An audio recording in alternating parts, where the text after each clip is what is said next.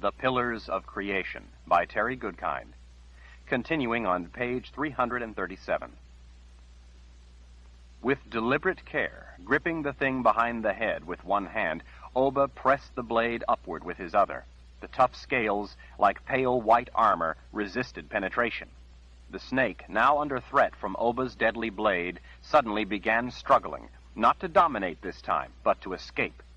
Muscular coils unwrapped from Oba's legs, sweeping across the ground, trying for purchase against roots and saplings, searching for anything to latch onto. With his foot, Oba pulled a length of the shimmering green body back toward him, preventing any escape. The razor-sharp blade, with Oba's powerful muscles pushing it, suddenly popped through the thick scales under the jaw. Oba watched, fascinated, as blood ran down his fist. The snake went wild with fear and pain. Any thoughts of conquest were long forgotten. Now it wanted desperately to get away. The animal put all its considerable strength to that effort alone. But Oba was strong. Nothing ever escaped him. Straining with the effort, he dragged the twisting, turning, writhing body up onto higher, drier ground. He grunted as he lifted the heavy beast. Holding it aloft, screaming with fury, Oba ran forward. With a mighty lunge, he drove his knife into a tree, pinning the snake there with the blade through its lower jaw and roof of its mouth, like a long third fang. The snake's yellow eyes watched helpless as Oba drew another knife from his boot. He wanted to see the life go out of those wicked yellow eyes as they watched him. Oba made a slit in the pale underbody, in the fold between rows of scales. Not a long slit, not a slit that would kill, just a slit big enough for his hand. Oba grinned. "Are you ready?" he asked the thing. It watched, unable to do anything else. Oba pushed his sleeve up his arm as far as he could, then wormed his hand in through the slit. It was a tight fit, but he wriggled his hand, then his wrist, then his arm into the living body farther and farther as the snake whipped side to side, not just in its futile effort to escape, but now in agony. With a knee, Oba pinned the body to the trunk of the tree, and with a foot held down the thrashing tail. For Oba, the world seemed to vanish around him as he felt what it was like to be a snake. He imagined he was becoming the animal, in its living body, feeling its skin around his own as he pushed his arm in. He felt its warm, wet insides compressed around his flesh. He slithered his hand in deeper. He had to stand closer, so that he could get his arm down in farther until his eyes were only inches from the snake's. Looking into those eyes, he was wildly exhilarated at seeing not just brutal pain, but the most marvelous terror. Oba felt his destination pulsing through the slippery viscera. Then he found it, the living heart. It beat furiously in his hand, throbbing and jumping. As they gazed deeply into each other's eyes, Oba squeezed with his powerful fingers. In a thick, warm, wet gush, the heart burst. The snake thrashed with the sudden, wild strength of death. But as Oba held the quivering, burst heart, each of the snake's movements became progressively more labored, more sluggish, until with one last rolling flip of its tail, it went still. The whole time, Oba stared into the yellow eyes until he knew they were dead. It wasn't the same as watching a person die, because it lacked that singular connection of human identity. There were no complex human thoughts with which he could relate, but it was still thrilling to see death enter the living. He was liking the swamp better all the time. Victorious and blood-soaked, Oba squatted at the water's edge, washing himself and his knives clean. The entire encounter had been unexpected, rousing, and satisfying, although he had to admit that it was nowhere near as exciting with a snake as it was with a woman.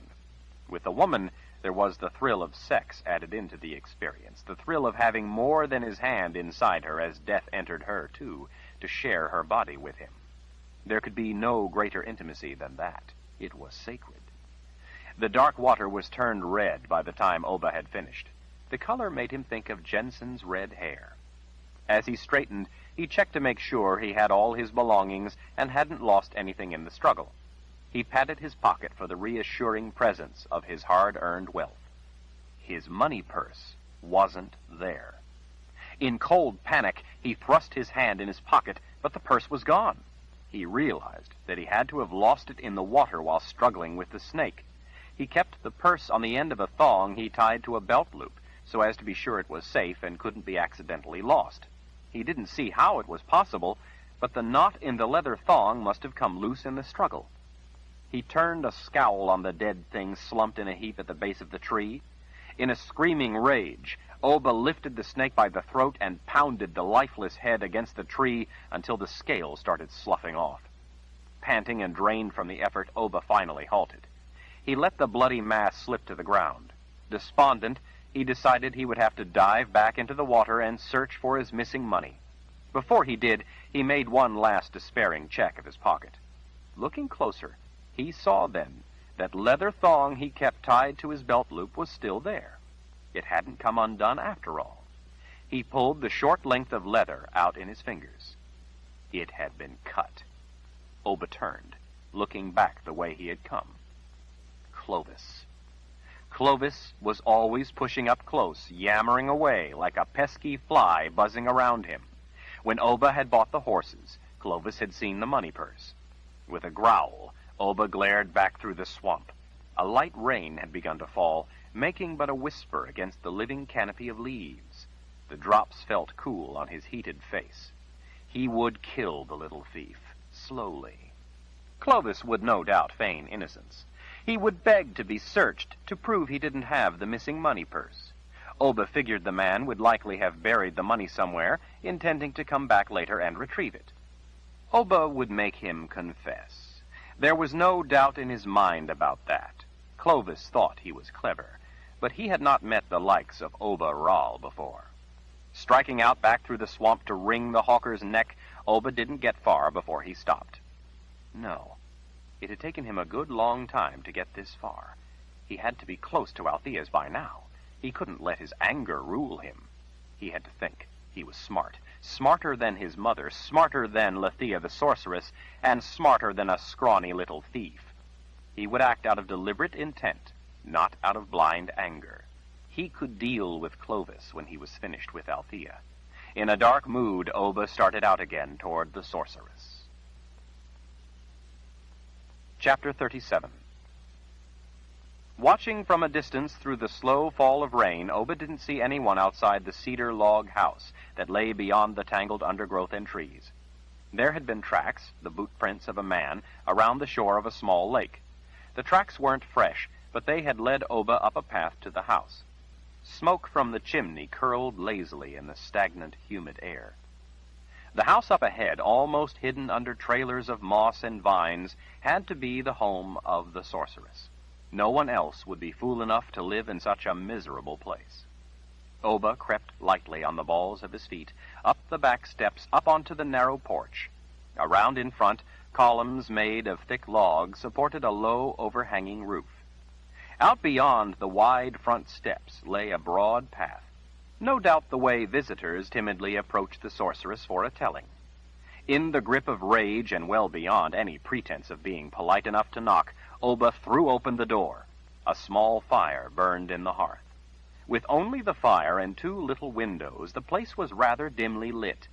The walls were covered with fussy carvings, mostly of animals, some plain, some painted, and some gilded. It was hardly the way Oba chose to carve animals. The furnishings were better than any he had ever grown up with, but not nearly as nice as he had become accustomed to. Near the hearth, a woman with big, dark eyes sat in an elaborately carved chair, the finest of the furnishings, like a queen on her throne, quietly watching him over the rim of a cup as she sipped. Even though her long golden hair was different, and she didn't have that hauntingly austere cast to her face, Oba still recognized her features. Looking into those eyes, there could be no doubt. It was Lethea's sister. Eyes. That was something on one of the mental lists he kept. "I am Althea," she said, taking a cup away from her lips.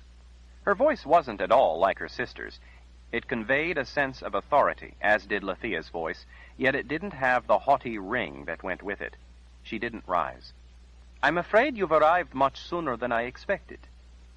Seeking to quickly nullify any potential threat, Oba ignored her and hurried to the rooms at the rear, checking first the room where he saw a workbench. Clovis had told him that Althea had a husband, Friedrich, And, of course, there had been a man's boot prints outside. Chisels, knives, and mallets were laid out in an orderly fashion. Each could be a deadly weapon in the right hands. The place had the tidy look of work put up for a time.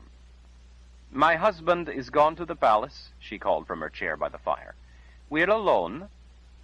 He checked for himself anyway, looking in the bedroom, and found it empty. She was telling the truth. But for the rain on the roof, the place was quiet. The two of them were indeed alone. Finally confident that they would not be disturbed, he returned to the main room. Without a smile, without a frown, without worry, she watched him coming toward her. Oba thought that if she had any brains, she should at least be worried. If anything, she looked resigned, or maybe sleepy. A swamp with its heavy, humid air could certainly make a person drowsy. Not far from her chair on the floor off to the side rested a square board with an elaborate gilded symbol on it. It reminded him of something on one of his lists of things. A pile of small, smooth, dark stones sat to the side on the board. A large red and gold pillow lay near her feet. Oba paused, suddenly realizing the connection between one of the things on his lists and the gilded symbol on the board. The symbol reminded him of the dried base of a mountain fever rose, one of the herbs Lethia used to put in his cures. Most of Lethia's herbs were already ground up, but that one never was. She would crush a single one of the dried flowers only just before she added it to his cure. Such an ominous conjunction could only be a warning sign of danger. He had been right.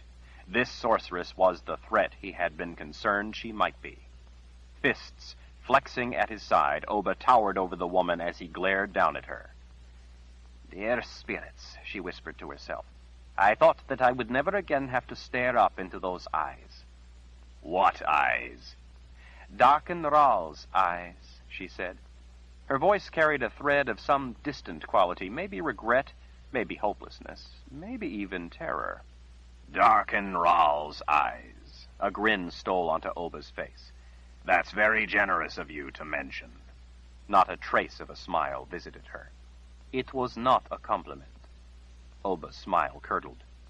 He was only mildly surprised that she knew he was the Darken Ral's son. She was a sorceress, after all. She was also Lethia's sister. Who knew what that troublesome woman might have tattled from her eternal place in the world of the dead? "You're the one who killed Lethia." Her words were not so much question as condemnation. While Oba felt confident, because he was invincible, he remained wary. Though he had feared the sorceress Lethia his whole life, she had in the end turned out to be less formidable than he had reckoned. But Lethia was not the equal of this woman, not by any means. Rather than answer her accusation, Oba asked a question of his own. "What's a hole in the world?" She smiled a private smile, then held a hand out. "Won't you sit and have some tea with me?" Oba guessed that he had the time. He would have his way with this woman, he was sure of that. There was no rush to be done with it. In a way, he regretted having rushed right into it with Lethia, before he'd thought to get answers to everything first. Done was done, he always said. Althea, though, would answer all his questions. He would take his time and be sure of it. She would teach him many new things before they were finished. Such long-anticipated gratification should be savored, not rushed. He cautiously sank into the chair. A pot sat on the simple little table between the two chairs, but there was no second cup. "Oh, I'm sorry," she said, when she noticed his eyes searching and realized the omission. "Please go to the cupboard over there and get a cup." "You're the hostess of this tea party. Why don't you go get it for me?" The woman's slender fingers traced the spiral curves at the ends of the chair's arms.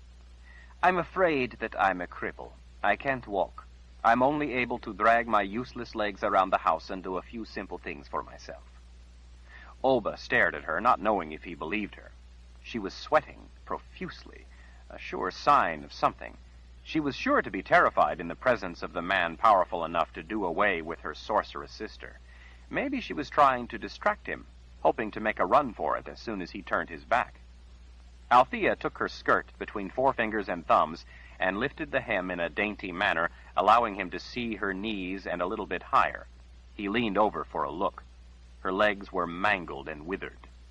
They looked like they had died ages ago and not been buried. Oba found the sight fascinating. Althea lifted an eyebrow. Crippled, as I said. How? Your father's work.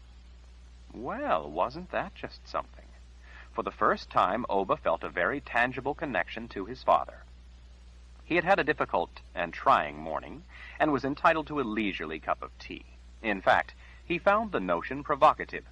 What he had in mind for her would be thirsty work. Oba crossed the room and retrieved the biggest cup from among the collection he found on a shelf. When he set the cup down, she poured it full of a dark, thick tea. Special tea, she explained when she noticed the frown on his face. It can be terribly uncomfortable here in the swamp, what with the heat and humidity. This helps clear the head, too, after the onus of a morning's difficult tasks. Among other things, it will sweat the weariness from tired muscles, such as from a long walk. His head was pounding after his tough morning.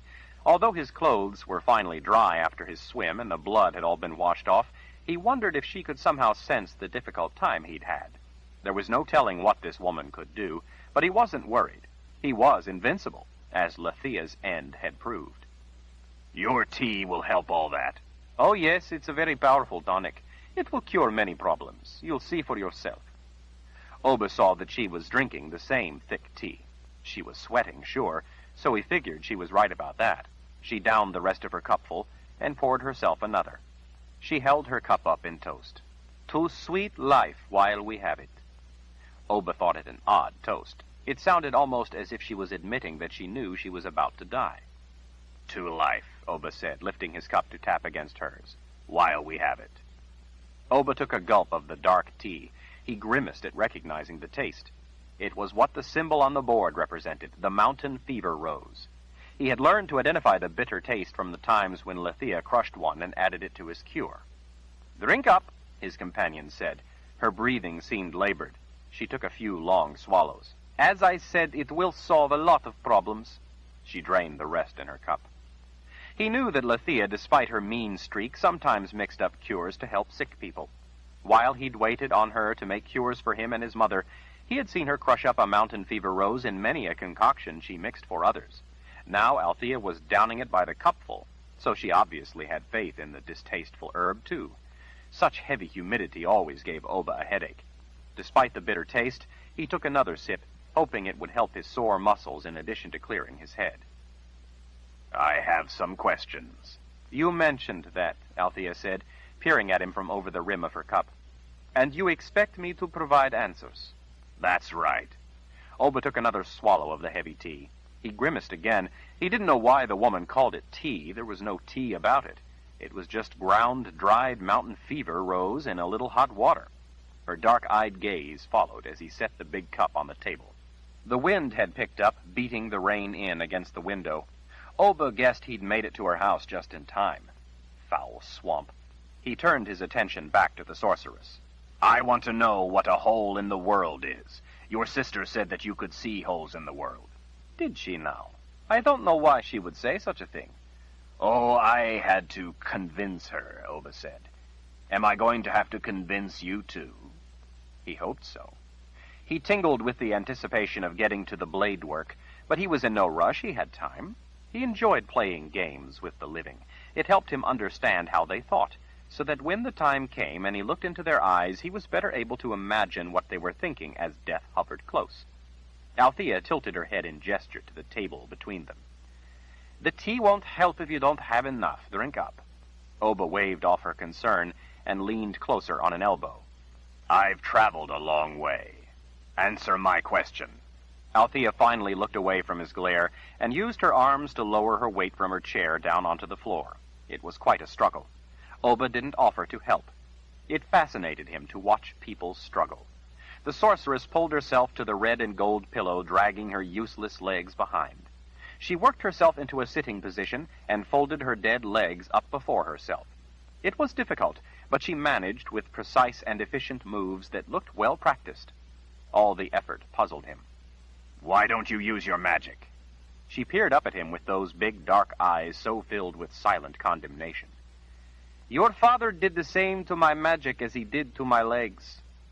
Oba was stunned. He wondered if his father had been invincible too. Perhaps Oba had always been meant to be his father's true heir. Perhaps fate had finally stepped in and rescued Oba for better things. You mean you're a sorceress, but you can't do magic? As distant thunder rumbled through the swamp, she gestured to a place on the floor. While Oba sat down before her, she dragged over the board with the gilded symbol and placed it between them. I was left with only a partial ability to foretell things, she said, nothing else. If you wished to, you could strangle me with one hand while finishing your tea with the other. I could do nothing to stop you. Oba thought that might take some of the fun out of it. Struggle was part of any genuinely satisfying encounter. How much could a crippled old woman struggle? At least there was still the terror, the agony, and witnessing death's arrival to look forward to. But you can still do prophecy. That was how you knew I was coming. In a way. She sighed heavily as if the effort of pulling herself to her red and gold pillow had left her exhausted. As she turned her attention to the board before her, she seemed to shrug off her weariness. I want to show you something. She was speaking now like a confidant. It may finally explain some things for you. He leaned forward expectantly, pleased that she had at last wisely decided to reveal secrets. Oba liked to learn new things. He watched as she sorted through her little pile of stones. She inspected several carefully before she found the one she wanted. She set the others to the side, apparently in some order she understood, though he thought they all looked the same. She turned back to him and lifted the single stone up before his eyes. You, she said. Me? What do you mean? This stone represents you. Why? It chose to. You mean that you decided it would represent me? No, I mean that the stone decided to represent you, or rather that which controls the stones decided. What controls the stones? He was surprised to see a smile spread on Althea's face. It grew to a dangerous grin. Not even Lethea had ever managed a look as chillingly malevolent. Magic decides, she hissed. Oba had to remind himself that he was invincible.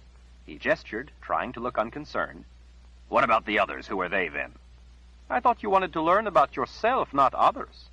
She leaned toward him with a countenance of supreme self-confidence. Other people don't really matter to you, now do they? Oba glared at her private smile. I guess not. She rattled the single stone in her loose fist. Without looking away from his eyes, she cast the stone down at the board. Lightning flickered. The stone tumbled across the board, rolling to a stop out beyond the outer gilded circle. Thunder rumbled in the distance. So, he asked, what does it mean? Rather than answer, and without looking down, she scooped up the stone. Her gaze didn't move off his face as she rattled his stone again. Again, and without a word, she cast it at the board. Lightning flashed. Amazingly, the stone came to rest in the same place as it had the first time. Not just close to the same place, but in the exact same place. Rain drummed against the roof as a stutter of thunder crackled through the swamp. Althea quickly swept up the stone and cast it a third time, again accompanied by a flash of lightning, only this time the lightning was closer. Oba licked his lips as he waited for the fall of the stone that represented him. Goosebumps ran up his arms as he saw the dark little stone roll to a stop in the same place on the board as it had the 2 previous times. The instant it had halted, thunder boomed. Oba put his hands on his knees and leaned back. Some trick. Not a trick, she said. Magic. I thought you couldn't do magic. I can't. Then how are you doing that? I told you I'm not doing it. The stones are doing it themselves. Well, then what's it supposed to mean about me when it stops there in that place? He realized that somewhere during the stone rolling, her smile had gone away. One graceful finger, lit by the firelight, pointed down to where his stone lay. That place represents the underworld, she said in a grim voice. The world of the dead. Oba tried to look only mildly interested. What does that have to do with me? Her big dark eyes wouldn't stop boring into his soul. That's where the voice comes from, Oba. Goosebumps flitted up his arms. How do you know my name? She cocked her head, casting half her face in deep shadow. I made a mistake once long ago. What mistake?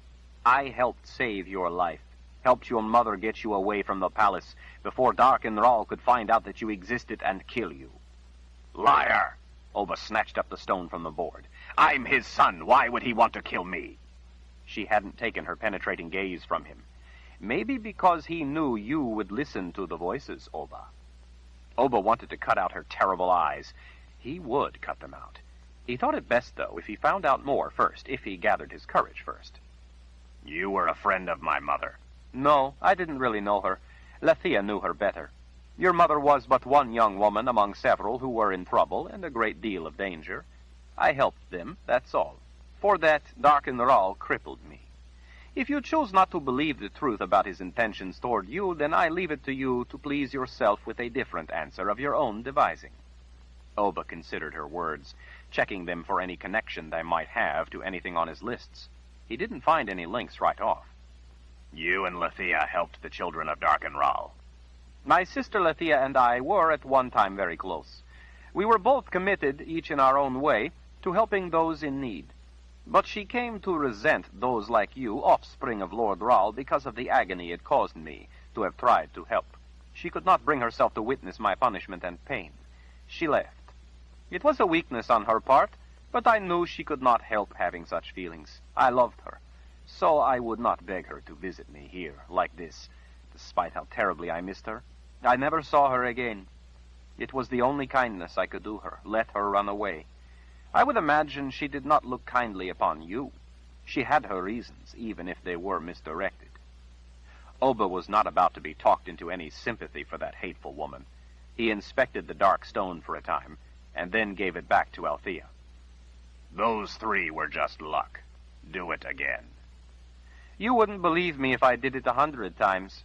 She handed the stone back. You do it. Cast it yourself. Oba defiantly rattled the stone in his loose fist, as he had seen her do. She leaned back against her chair as she watched him. Her eyes were getting droopy. Oba threw the stone down at the board with enough force to be certain that it would roll well beyond the board and prove her wrong. As the stone left his hand, lightning flashed so hard that he flinched and looked up, fearing it was blasting through the roof. Thunder crashed on its heels, shaking the house. The strike felt like it rattled his bones, but then it was over, and the only sound was the rain drumming against the undamaged roof and windows. Oba grinned in relief and looked down only to see the cursed stone sitting in the exact same place it had come to rest the 3 times before. He jumped up as if he'd been bitten by a snake. He rubbed his sweating palms against his thighs. A trick, he said. It's just a trick. You're a sorceress, and you're just doing magic tricks. You are the one who has done the trick, Oba. You are the one who invited his darkness into your soul. And what if I have? She smiled at his admission. You may listen to the voice, Oba, but you are not the one. You are merely his servant, no more. He must choose another if he is to bring darkness upon the world. You don't know what you're talking about. Oh, but I do. You may be a hole in the world, but you are missing a necessary ingredient. And what would that be? Grushdeva. Oba felt the hair at the back of his neck stiffen. While he didn't recognize the specific word, the source was indisputable. The idiosyncratic nature of the word belonged solely to the voice. A senseless word. It means nothing. She regarded him for a time with a look that he feared, because it seemed to hold a world of forbidden knowledge. By the cast of iron resolve in her eyes, he knew that no mere blade would gain that knowledge for him. A long time ago in a faraway place, she said in her quiet voice, another sorceress revealed to me a bit of the Keeper's tongue. That is one of his words in his primordial language. You would not have heard it unless you were the right one. Grushdeva, it means vengeance. You are not the one he has chosen. Oba thought she might be taunting him. You don't know what words I've heard or anything about it. I'm the son of Darkenral, a rightful heir. You don't know anything about what I hear. I will have power you can only imagine. Free will is forfeit when dealing with the Keeper. You have sold what is yours alone and priceless for nothing but ashes. You have sold yourself into the worst kind of slavery, Oba, in return for nothing more than the illusion of self-worth. You have no say in what is to be. You are not the one. It is another. She wiped the sweat from her brow. And that much of it is yet to be decided. Now you presume to think you can alter the course of what I have wrought, dictate what shall be? Oba's own words surprised him. They'd seem to come out before he thought to say them. Such things are not amenable to the likes of me, she admitted. I learned at the palace of the prophets not to meddle in that which is above me and ungovernable. The grand scheme of life and death are the rightful province of the Creator and the Keeper. She seemed contented behind a sly expression. But I am not above exercising my free will. He'd heard enough. She was only trying to stall, to confuse him. For some reason, he couldn't make his racing heart slow. What are holes in the world? They are the end of the likes of me, she said. They are the end of everything I know. It was just like a sorceress to answer with a senseless riddle. Who are the other stones? He demanded. At last, she turned her formidable eyes from him to look down at the other stones. Her movements seemed oddly jerky. Her slender fingers selected one of the stones. As she lifted it, she paused to put her other hand across her middle. Oba realized that she was in pain. She was trying her best to cover it, but she couldn't cover it now. The sweat beading her brow was from pain. The agony came out in a low moan. Oba watched with fascination. Then it seemed to ebb some. With great effort, she straightened her posture and returned her attention to what she had been doing. She held out her hand, palm up, with the stone sitting in the center. This one, she said, her breathing labored now, is me. You? That stone is you? She nodded as she cast it at the board without even looking. The stone tumbled to a stop, this time without the accompaniment of lightning and thunder. Oba felt relieved, even a little foolish, that he had been so rattled by that before. He smiled now. It was just a silly board game, and he was invincible. The stone had come to rest at one corner of the square that lay within the two circles. He gestured. So what does that mean? Protector, she managed through a shallow pant. Her trembling fingers gathered up the stone. She lifted her hand up before him and opened her slender fingers. The stone, her stone, rested in the center of her palm. Her eyes were fixed on his. As Oba watched, the stone crumbled to ash in her palm. Why did it do that? He whispered, his eyes going wide. Althea didn't answer. Instead, she slumped and then toppled over. Her arms sprawled out before her, her legs to the side. The ash that had been a stone scattered in a dark smear across the floor. Oba leaped to his feet. His goosebumps were back. He had seen enough people die to know that Althea was dead. Rending slashes of thunderous lightning ignited, lacing the sky with violent flashes of light that lanced in through the windows, throwing blinding white light across the dead sorceress. Sweat trickled down his temple and over his cheek. Oba stood staring at the body for a long moment, and then he ran. Chapter 38. Panting and nearly spent from the effort, Oba stumbled out of the thick vegetation into the meadow. He squinted around in the sudden bright light. He was spooked, hungry, thirsty, weary, and in a mood to tear the little thief limb from limb. The meadow was empty. Clovis! His roar came back to him in an empty echo. Clovis, where are you? Only the moan of the wind between the towering rock walls answered. Oba wondered if the thief might be nervous, might be reluctant to come out, worried that Oba might have discovered his fortune missing and suspect the truth of what happened. Clovis, come here. We need to leave. I must get back to the palace at once. Clovis! Oba waited, his chest heaving, listening for an answer. With fists at his sides, he again bellowed the little thief's name into the cold afternoon air. When no answer came, he fell to his knees beside the fire Clovis had started that morning. He thrust his fingers into the powdery gray ash. It hadn't rained up in the meadow, but the ashes were ice cold. Oba stood, staring up the narrow defile through which they had ridden in early that morning. The cold breeze blowing across the empty meadow ruffled his hair. With both hands, Oba ran his fingers back through his hair, almost as if to keep his head from bursting as the awful truth settled in. He realized that Clovis had not buried the money purse he'd stolen. That had never been his plan. He'd taken the money and run as soon as Oba had gone down into the swamp. He'd run with Oba's fortune, not buried it. With a sick, empty, sinking feeling, Oba understood then the full extent of what had really happened. No one ever went in the swamp by this back way.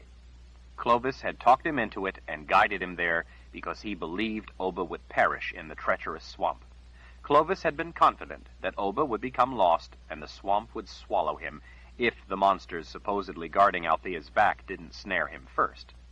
Clovis had felt no need to bury the money. He figured Oba was dead. Clovis was gone, and he had Oba's fortune. But Oba was invincible. He had survived the swamp. He had bested the snake. No monsters had dared come out to challenge him after that. Clovis had probably thought that even if the swamp didn't finish his benefactor, there were two other mortal dangers he could count on. Althea hadn't invited Oba in. Clovis had probably figured that she would not take kindly to uninvited guests. Sorceresses rarely did, and they had deadly reputations. But Clovis had not anticipated Oba being invincible. That left the thief only one safeguard against Oba's wrath, and that one was a problem: the Azrith Plains. Oba was stranded in a desolate place. He had no food. Water was nearby, but he had no means to take it with him. He had no horse. He had even left his wool jacket, unnecessary in a swamp, with the underhanded little hawker. Walking out of this place without supplies, exposed to winter's weather, would finish anyone who had somehow managed to survive the swamp and Althea. Oba couldn't make his feet move. He knew that, given his situation, if he struck out and tried to walk back, he would die. Despite the cold, he could feel sweat running down his neck. His head was pounding.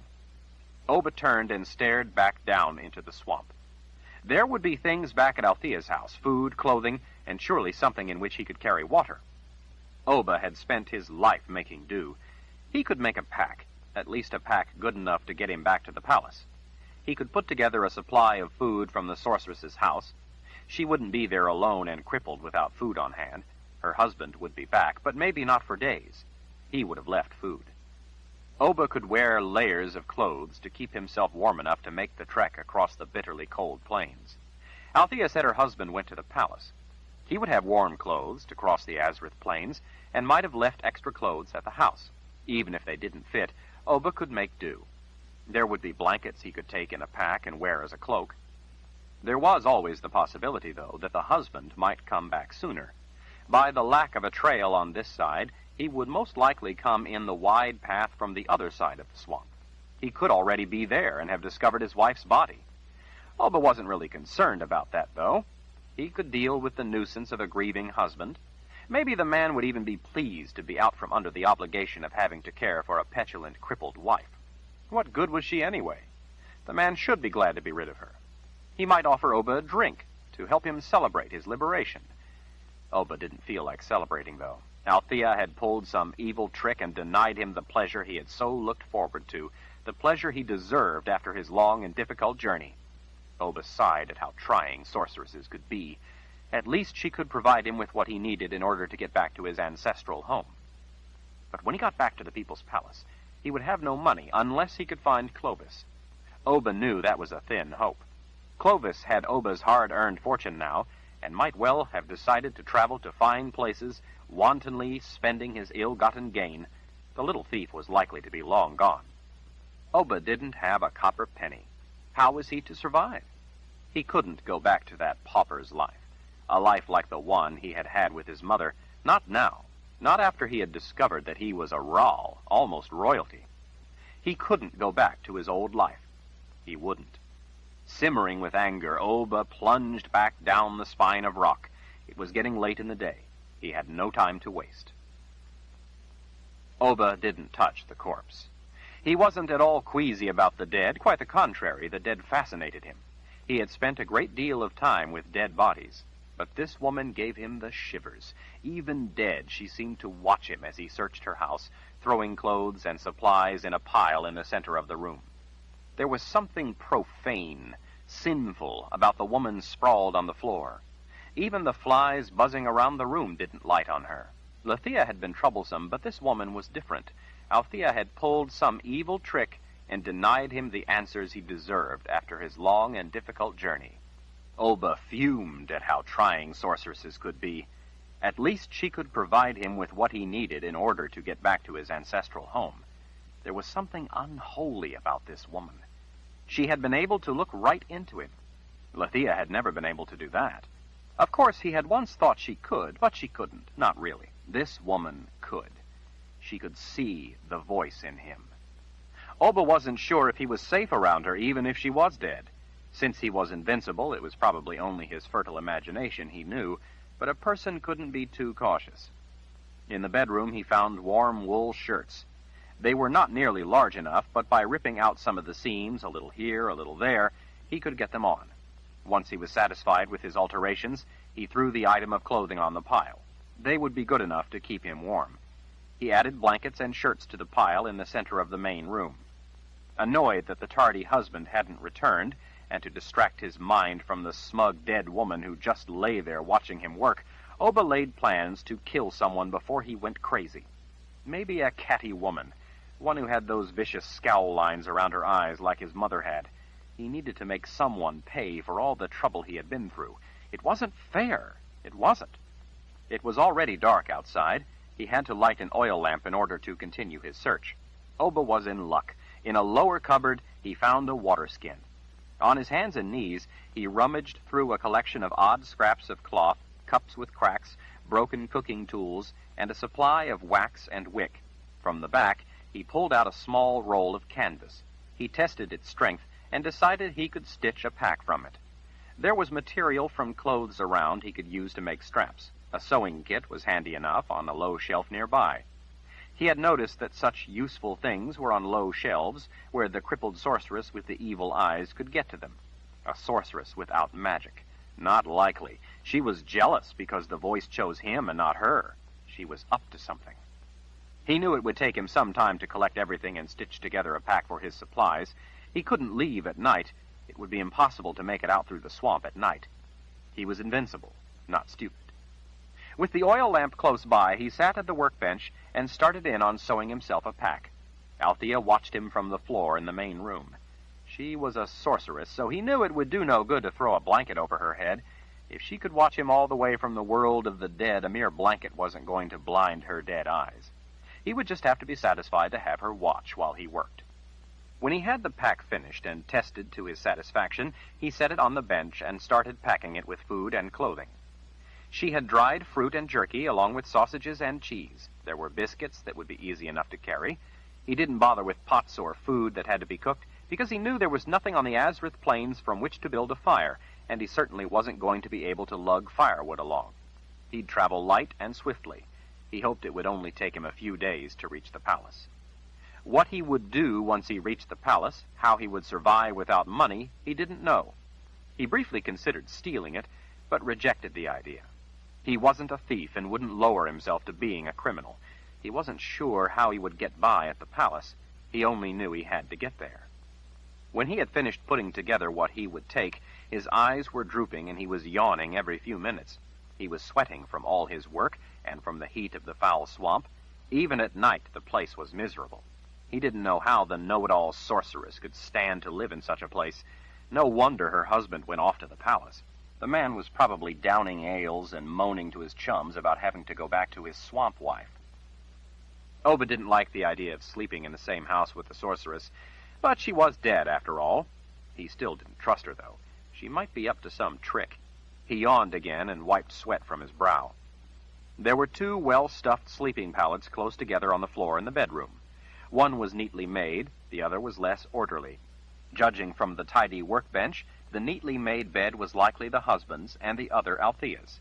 Since she was dead on the floor way in the other room, he didn't feel quite so uneasy about sleeping on a nice soft pallet. The husband wasn't going to be coming home in the dark, so Oba wasn't worried about waking to a madman at his throat. Still, he thought it best if he wedged a chair against the door lever before he retired for the night. With the house all secured, he yawned, ready for bed. On his way by, Oba gave Althea the cold shoulder. Oba fell right off to sleep, but it was a fitful slumber. Dreams haunted him. It was hot in the swamp house. Since it was winter everywhere else, he hadn't gotten accustomed to such sudden sultry heat. Outside, bugs kept up a steady buzzing while night animals hooted and called. Oba tossed and turned, trying to get away from the sorceress's haunting gaze and knowing smile. They seemed to follow him no matter which way he turned, watching him, not letting him sleep soundly. He woke for good just after it had begun to get light out. He was in Althea's bed. In a rush to untangle himself from the covers and escape her bed, he rolled over onto his hands and knees. His weight abruptly pushed his hand through the stuffed bedding. In wild alarm, Oba threw back the bedding and overturned the pallet to see what vile trick she had planted for him. She had known he was coming to see her. She was up to something. Under where her pallet had been resting, he saw that a floorboard was loose. That was all it was, a floorboard that had pivoted. Oba frowned in suspicion. A close inspection revealed that the plank had pins in the middle, so it would seesaw. With one careful finger, he pushed the sunken end farther down. The other end of the board rose up. A compartment under the board contained a wooden box. He lifted out the box and tried to open it, but it was locked somehow. There was no hole for a key, and no readily apparent lid, so there was probably some trick to opening it. It was heavy. When he shook it, it made only a muffled sound from inside. It might have simply been a weighted weapon the crippled woman kept under her bed in case she was attacked in the night by a snake or something. With the box in his meaty hand, Oba shuffled to the workbench. He sat on the stool and leaned close. As he selected a chisel and mallet, he noticed that the sorceress was still on the floor in the other room, watching. "What's in the box?" he called to her. Of course she didn't answer. She had no intention of being cooperative. If she had been cooperative, she would have answered all his questions instead of dropping dead after performing her stone-to-ash trick. It gave him shivers just remembering it. Something about the entire encounter had been more than he wanted to contemplate. Oba used the chisel to pry on the box. He tested every joint, but it wouldn't open. He hammered on it with the mallet, but he only succeeded in breaking the mallet's handle. He sighed, deciding that it was probably just a weighted weapon Althea kept for defense. He rose from the bench to go gather his supplies and check that he had everything. He'd had enough of the odd goings-on and the puzzling things she'd left. He needed to be on his way. Oba paused then and turned back at some inner urging. If the heavy box was a weapon, she would have kept it easily at hand. Something about this box was important, or it wouldn't be hidden under a floorboard. Something inside told him so. Resolving to get into the box, he sat again at the bench and selected a narrower chisel and another mallet. He worked the sharp blade between a lengthwise joint near the edge. Sweat dripping off the end of his nose, he grunted with the effort of whacking at the end of the chisel handle, trying to open the joint to see if it was just lead weight inside. All of a sudden, wood split with a loud snap, and the box broke open. Gold and silver coins spilled out like guts from a carp. Oba stood staring at the glut of gold heaped on the bench. The box hadn't rattled only because it had been packed full. There was a fortune, a real fortune. Well, wasn't that just something? There had to be 20 times as much gold as the little weasel Clovis had stolen from him. Oba had thought that poverty had been inflicted upon him by the cowardly little thief, and it turned out he was richer than ever. Richer even than his wildest dreams. He truly was invincible. He had suffered through adversity and misfortune that would have defeated a lesser man, and fate had justly rewarded him for all his struggles. He knew that this could be nothing other than divine direction. Oba smiled across the room at the woman who lay there watching his triumph. In the drawers of the bench, he found tools kept in pouches. There were 3 nice leather pouches containing finely crafted beading planes. The leather pouches were probably used to keep the sharp edges on the blades from being dinged and dulled. A cloth pouch held a set of dividers. Another pouch held rosin, while still others held various odd tools. The husband was exceptionally orderly. Life with his swamp wife had probably driven him mad. Oba wiped sweat from his eyes and then scooped all the coins together in the center of the bench. He divided them up into equal piles, carefully counting each pile out so he would know exactly how much money he had earned. Finished counting, he filled the leather and cloth pouches, putting one in each pocket. For safety's sake, he tied each pouch with 2 thongs going in different directions to different belt loops. He tied a smaller purse around each leg, letting them rest inside the tops of his boots.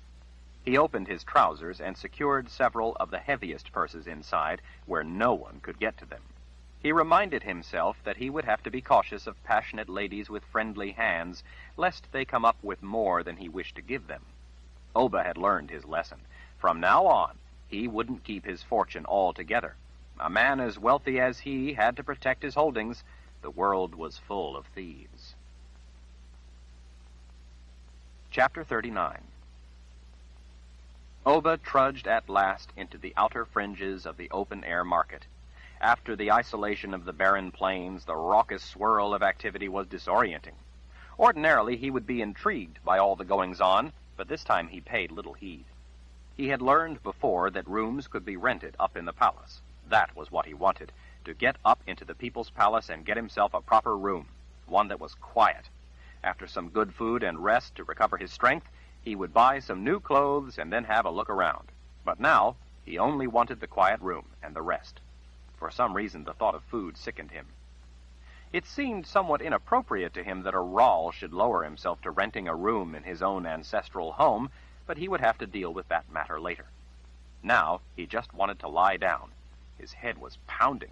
His eyes hurt every time he turned them to look at something, so, as he plodded along with his head hanging, he tried to limit his focus to the patch of dusty ground immediately before his feet. He had made the long journey from the miserable swamp to the palace by sheer force of will. Despite the cold, he was sweating. He probably had been too wary of the cold weather he would encounter crossing the Azrith Plains, and, with all the shirts he was wearing, had overdressed for it.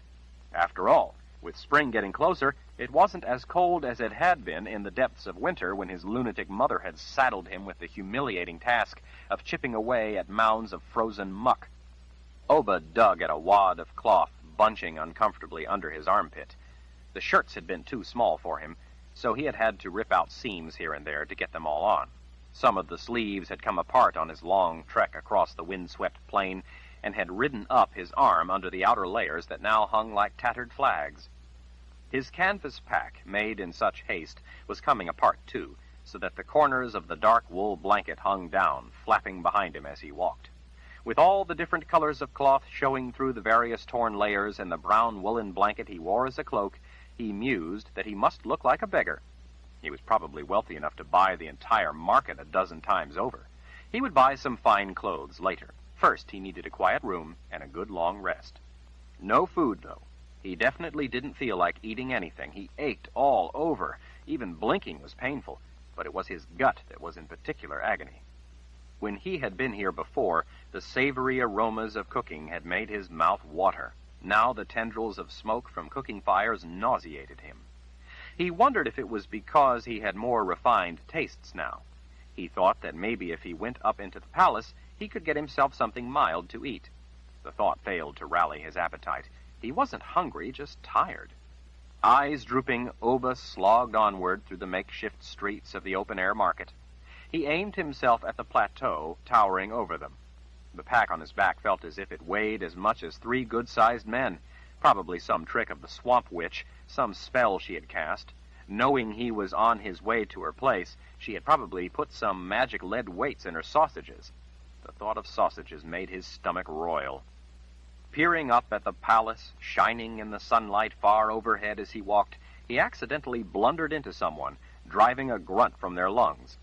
Oba was just about to kick the annoying obstacle out of his path when the hunched bundle of rags wheeled to growl a curse. It was Clovis. Before Oba could snatch him, Clovis scrambled out from underfoot and dove between 2 older men passing by. Oba, right behind him, but being wider, knocked the men aside. As the 2 men fell, Oba staggered through, fighting to keep his balance, and went for the little thief. Clovis skidded to a stop. He looked left, then right. Seeing his chance, Oba lunged for the thief, draped with tattered clothes, but the slight man was able to cut down another street just in time to slip out of Oba's reaching arms. Oba fell short, capturing only a faceful of dirt and a small flag of cloth from the man's sleeve. As Oba clambered to his feet, he saw Clovis leap over a fire to the side where people were cooking strips of meat skewered on sticks, and run back between picketed horses. For such a stooped fellow, he could run like smoke in a gale. But Oba was big and strong, and quick. Oba had always prided himself on being light on his feet. He cleared the cook fire with room to spare and ran back between the horses, trying not to lose sight of his prey. The horses, spooked at having men racing recklessly between them, several panicked animals reared, pulling up lines, and bolted. The man watching them, yelling curses and oaths Oba didn't really hear or care about, jumped out in front of him. His attention fixed on the man he was chasing, Oba clouted the irate fellow out of the way. More horses reared. Without pausing, Oba careered after the thief. Oba didn't really need his money back. He had a fortune now. He had more money than he could probably ever spend, even if he was only halfway careful. But this was not about money. This was about a crime, a betrayal. Oba had paid the man, trusted him, and he had been cheated for it. Worse, he had been played for a fool. His mother always told him that he was a fool. Oba the oaf, she always called him. Oba wasn't going to allow anyone to make a fool of him anymore. He wasn't going to allow his smug mother to be proven right. That Oba had triumphed and come out of the swamp richer than ever was no thanks to Clovis. No, it was thanks only to Oba himself. Just when he thought he was a pauper again, he managed to find the secret to a fortune that was, after all, due him for any number of reasons, the least of which was his long and difficult journey to see Althea, only to have her, too, cheat him out of answers for no more reason than out-and-out meanness. Clovis had plotted it all out and left him for dead. His intention had been to kill him. The fact that Oba had survived was no thanks to Clovis. The man was a murderer, when you thought about it, a killer. The people of Dahara would owe Oba Ral a debt of gratitude after he dealt out swift and just retribution to the wicked little outlaw. Clovis darted around a corner stand, displaying hundreds of items made from sheep's horn. Oba, being heavier, shot past the corner, and as he tried to turn, he slipped on horse manure. Through mighty effort and sheer skill, he managed to keep his balance and remain upright. Oba had spent years in such slop, carrying heavy loads, tending animals, and running when his mother yelled for him. He had had to do it in all kinds of conditions, too, including icy weather. In a way, all those years of effort had been practice that had prepared Oba for making the corner when no other man his size and weight would have stood a chance. He made it, and in a smooth and swift fashion that was shocking to the thief. As Clovis glanced back with a mocking grin, apparently expecting that Oba was down for sure, he looked stunned to see instead Oba's full weight bearing down on him at full speed. Clovis, obviously spurred on by the terror of knowing justice itself was descending on him, darted down another of the makeshift streets, a smaller and less peopled byway. But this time Oba was right there behind him. He snatched the flapping rags at a shoulder, spinning Clovis around. The man stumbled. His arms windmilled awkwardly as he tried to keep his footing and escape at the same time. Clovis's eyes went wide, first from surprise and then from the pressure of the hand that had clamped around his throat. Whatever sort of squeal or plea was trying to make its way out didn't get past Oba's vice-like fingers. Fatigue forgotten, Oba dragged the murderous little thief, kicking and twisting, back between two wagons. The wagon's canvas tops shaded the narrow space between. To the rear of the tight space was a tall wall of crates. Oba's back blocked the constricted opening between the wagon beds, closing off the cramped spot from view as effectively as a prison door. Oba could hear people behind him going about their business, laughing and talking as they hurried by in the brisk air. Others, in the distance, argued and bargained with merchants over the price of goods. Horses clopped past, their tack jangling. Peddlers plied the streets, calling out the benefits of their wares in a high-pitched sing-song, trying to entice buyers. Only Clovis was silent, but not by choice. The hawker's lying little mouth opened wide, trying to say something, but as Oba lifted him clear of the ground and the man's eyes rolled from side to side, it was clearly a scream for help, trying unsuccessfully to escape. With his feet kicking only air, Clovis pried at the powerful fingers around his neck. His dirty fingernails broke backward as he clawed in desperation at the iron fist of justice. His eyes grew as big around as the gold marks he had stolen from Oba. Holding him aloft with one hand, pressing him against one of the heavy wooden crates in the back, Oba searched the man's pockets, but found nothing. Clovis desperately pointed at his chest. Oba felt a lump under the tattered layers of rags and shirt. Ripping the shirt open, he saw his familiar fat purse hanging by a leather thong around the thief's neck. A mighty pull burned the thong down into the man's flesh until the leather snapped. Oba slipped his pouch safely back into a pocket. Clovis tried to smile, to make an apologetic face, as if to say that everything was square now. Oba was long past forgiveness. His head pounded with rage unleashed. Holding Clovis's shoulders up against the heavy wooden crates, Oba rammed his fist up into the little man's gut. Clovis was turning purple. Oba threw a heavy punch into the dirty little face. He felt bone break. He whipped his elbow around and into the lying, conniving little mouth and broke all the front teeth out. Oba growled as he walloped the little weasel with 3 more rapid blows. With each blow, Clovis's head snapped back, his greasy hair throwing back blood each time the back of his skull whacked the crates. Oba was furious. He had suffered the indignity of being a helpless victim of a thief who had left him for dead. He had been attacked by a giant snake. He had nearly been drowned. He had been taunted and tricked by Althea. She had looked into his soul without his permission. She had cheated him out of his answers, belittled him for making something of himself, and died before he could kill her besides. He had suffered through a long march across the Azrith plains dressed in rags. He, Oba Ral, practically royalty. The utter indignity was humiliating. He was enraged, and aptly so. He could hardly believe that he finally had the object of that rightful anger at hand. He would not be denied just retribution. Holding Clovis down on the ground with a knee pressed to the man's chest, Oba at last let the full and rightful rage of vengeance free. He didn't feel the blows any more than he felt the aches and pains he had come down with. He cursed the murderous little thief as he dealt out justice, turning Clovis to a bloody pulp. Copious sweat poured down Oba's face. He gasped for air as he slugged away. His arms felt like lead. As he became worn out, he felt his head pounding as hard as his fists. He had trouble focusing on the target of his anger. The ground was soaked with blood. What had been Clovis was no longer remotely recognizable. His jaw was shattered and hung completely unhinged to the side. One eye socket had been altogether caved in. Oba's knee had broken the man's sternum and crushed his chest. It was glorious. Oba felt hands snatching his clothes and arms, pulling him back. He didn't have the strength left to try to stand. As he was dragged backward from between the wagons, he saw a crowd of people formed in a half circle, all stricken with horror. Oba was pleased by that, because it meant that Clovis had gotten what he deserved. Proper punishment for crimes should horrify people, so as to serve as an example. That's what his father would have said.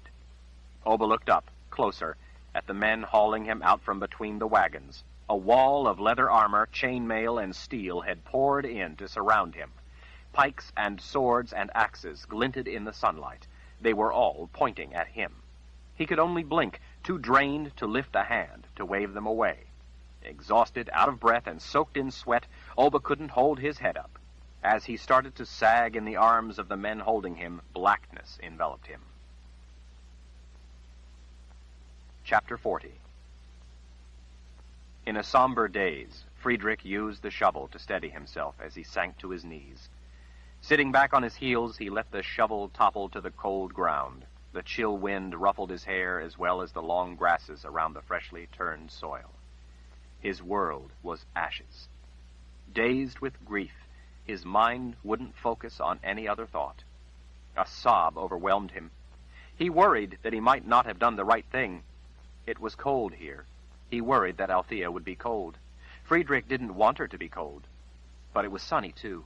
Althea loved sunlight. She always said that she liked the feel of the sun on her face. Despite the heat in the swamp, the sunlight rarely made it down to the ground, at least anywhere near where she could see it from her confinement. To Friedrich, though, her hair was golden sunlight. She would always scoff at such sentiment, but occasionally, if he hadn't mentioned it in a while, she would innocently ask if he thought her hair was brushed enough and looked all right for visitors due for a telling. She always could keep her face blameless when she was angling for what she wanted. Then he would tell her that her hair looked like sunshine. She would blush like an adolescent girl and say, "Oh, Friedrich." Now, the sun would never shine for him again.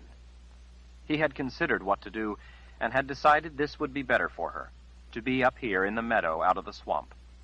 If he could never take her out of that place in life, at least he could take her out now. The sunny meadow was a better place to lay her to rest than in her former prison. He would have given anything to have taken her out before, to show her beautiful places again, to see her smile carefree in the sunlight. But she could not leave. For everyone else, including him, only the path in the front could be safely traversed. There was no other way past the dark things created of her power. For her, there was not even that safe passage. Friedrich knew that the dire consequences for anyone who ventured anywhere else in the swamp were not imaginary. Several times over the years, the unwary or the foolhardy had wandered off the path or tried to make it through the back way, where not even he dared go. It had been torturous for Althea, knowing that her power had ended innocent lives. How Jennsen had made it in the back way unharmed, not even Althea knew. For her last journey, Friedrich had carried Althea out that back way as a symbol of her freedom reclaimed. Her monsters were gone. She was with the good spirits now. Now he was alone. Friedrich bent forward in agony, sobbing over her fresh grave. The world was suddenly an empty, lonely, dead place. His fingers clutched at the cold ground covering his love. He felt crushing guilt that he had not been there to protect her. He was sure that if he had been there, she would still be alive. That was all he wanted, Althea alive, Althea back, Althea with him. He had always delighted in returning home, such as it was, to tell her about any little thing he had seen. A bird skimming over a field, a tree with its leaves shimmering in the sunlight, a road lying like a ribbon over rolling hills, anything that would have brought a little of the world home to her in her prison. In the beginning, he hadn't talked about the world beyond. He thought that if he told her about the things he had seen outside her swamp, about what was suddenly out of her reach, she would only feel more confined, more isolated, more heartsick. Althea smiled that special smile of hers and said that she wanted to hear every detail of what he saw, because in that way she could deny Darkenral his wish to confine her. She said that Friedrich was her eyes, and through them she could escape her prison. With the descriptions Friedrich brought her, Althea's mind soared up and away from her confinement. In that way, Friedrich helped her deny that vile man his wish that she should never again see the world. To that extent, Friedrich could feel good about leaving the swamp when she had to remain behind. He wasn't sure who was giving who the gift. Althea was like that, making him think he was doing something for her when it was she who was really helping him live his life in the best way he could. Now, Friedrich didn't know what he would do. His life seemed suspended. He had no life without Althea. She was a presence that had given him life, given him himself, made him whole. Without her in his life, life was pointless. How her life had ended, Friedrich didn't know for sure. The things he'd found made little sense to him. She hadn't been touched, but the house had been ransacked. The strangest things had been taken. Their entire lifetime of savings, along with food, a few odd supplies, and old clothing of little worth. Yet other valuable items were left, gilded carvings, gold leaf, and tools.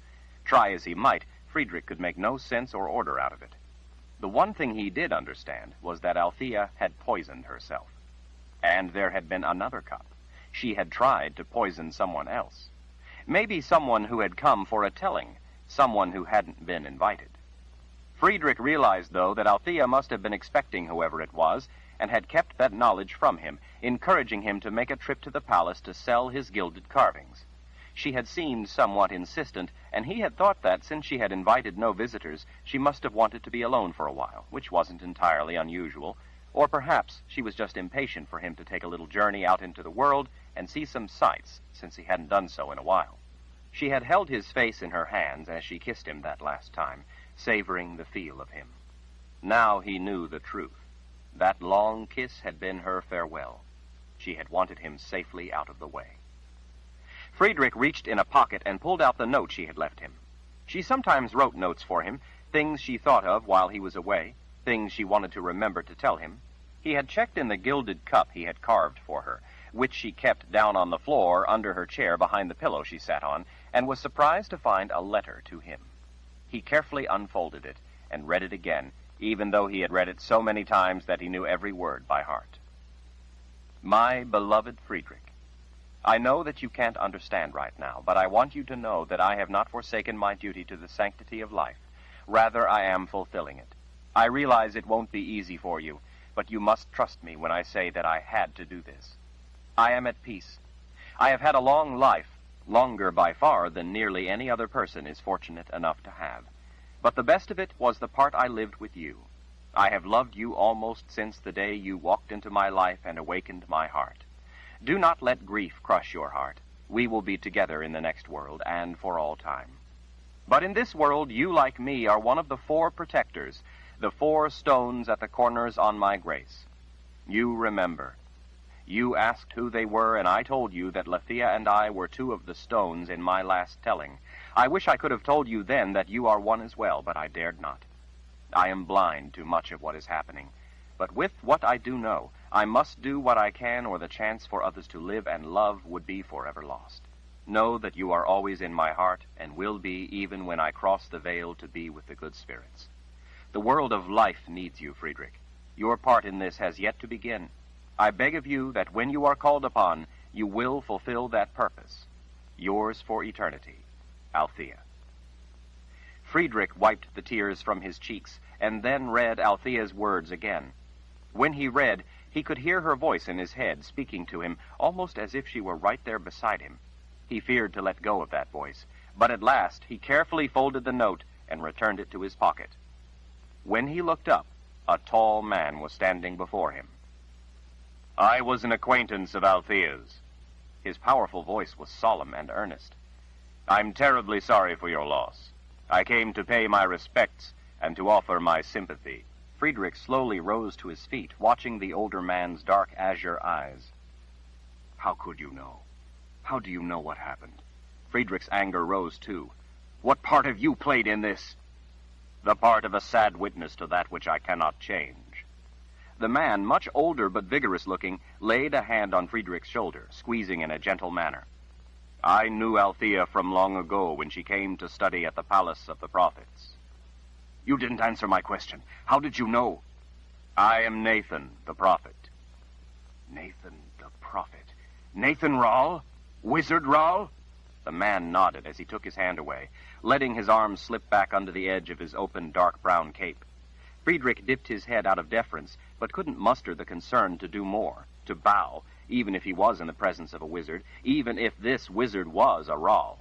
The man wore brown wool trousers and high boots, not the robes of a wizard. For the most part, he didn't look like what Friedrich expected of a wizard, and he looked not at all like a man Althea had said was close to 1,000 years old. His strong jaw was clean-shaven.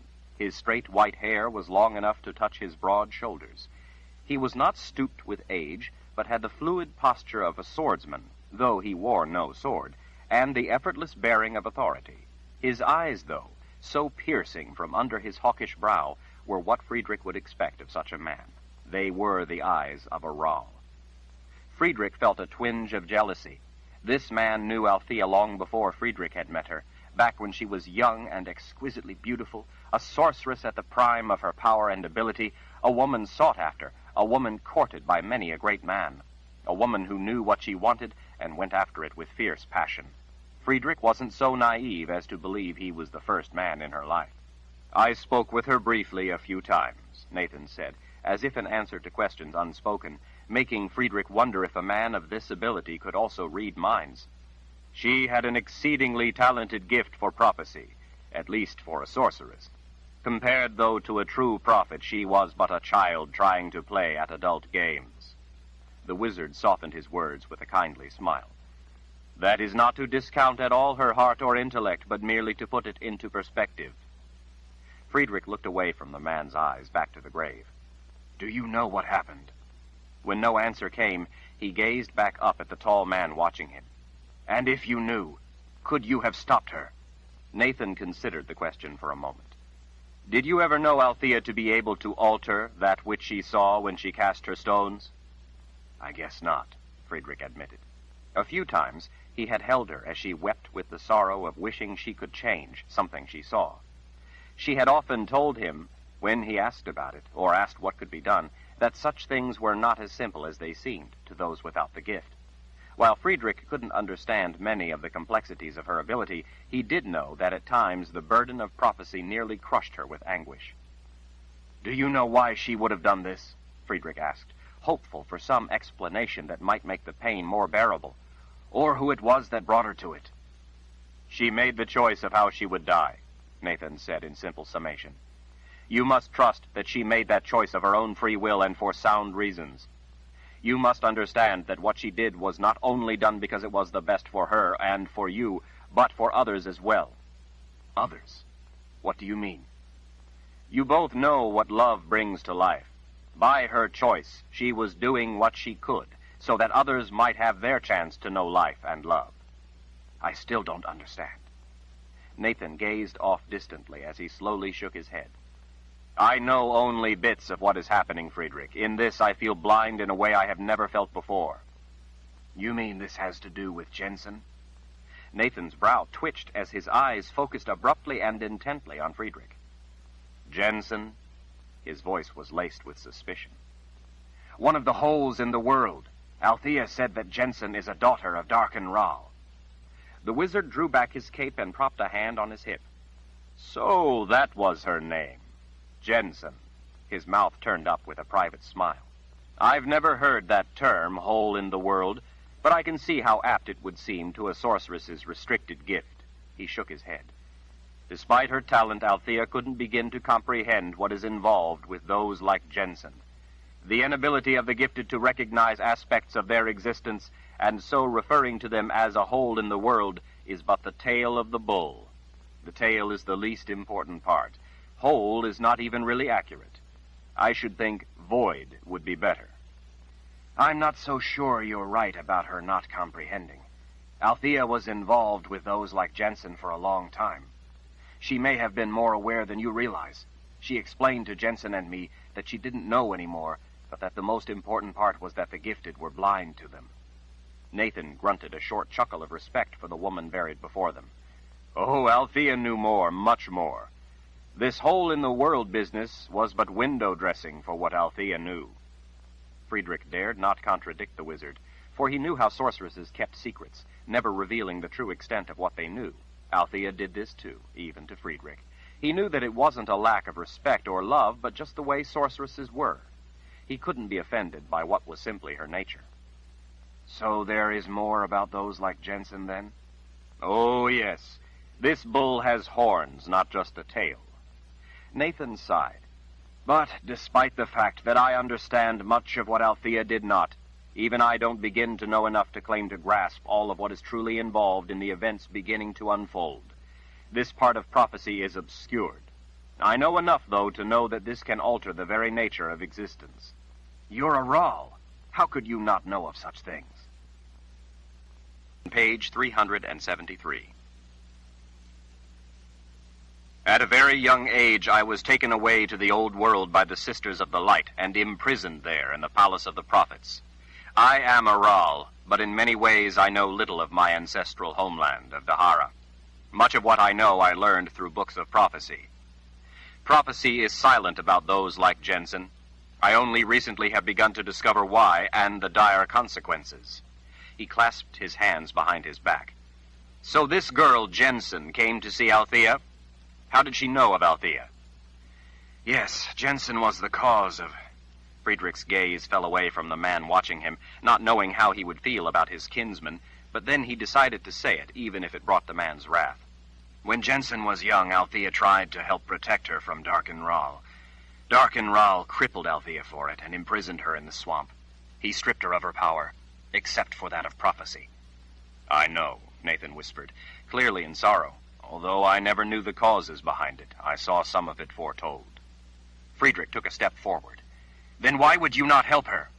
This time, it was Nathan's gaze that broke away. Oh, but I did. I was imprisoned there at the Palace of the Prophets when she came to see me. Imprisoned for what? Imprisoned for the unjust fears of others. I am a rarity, a prophet.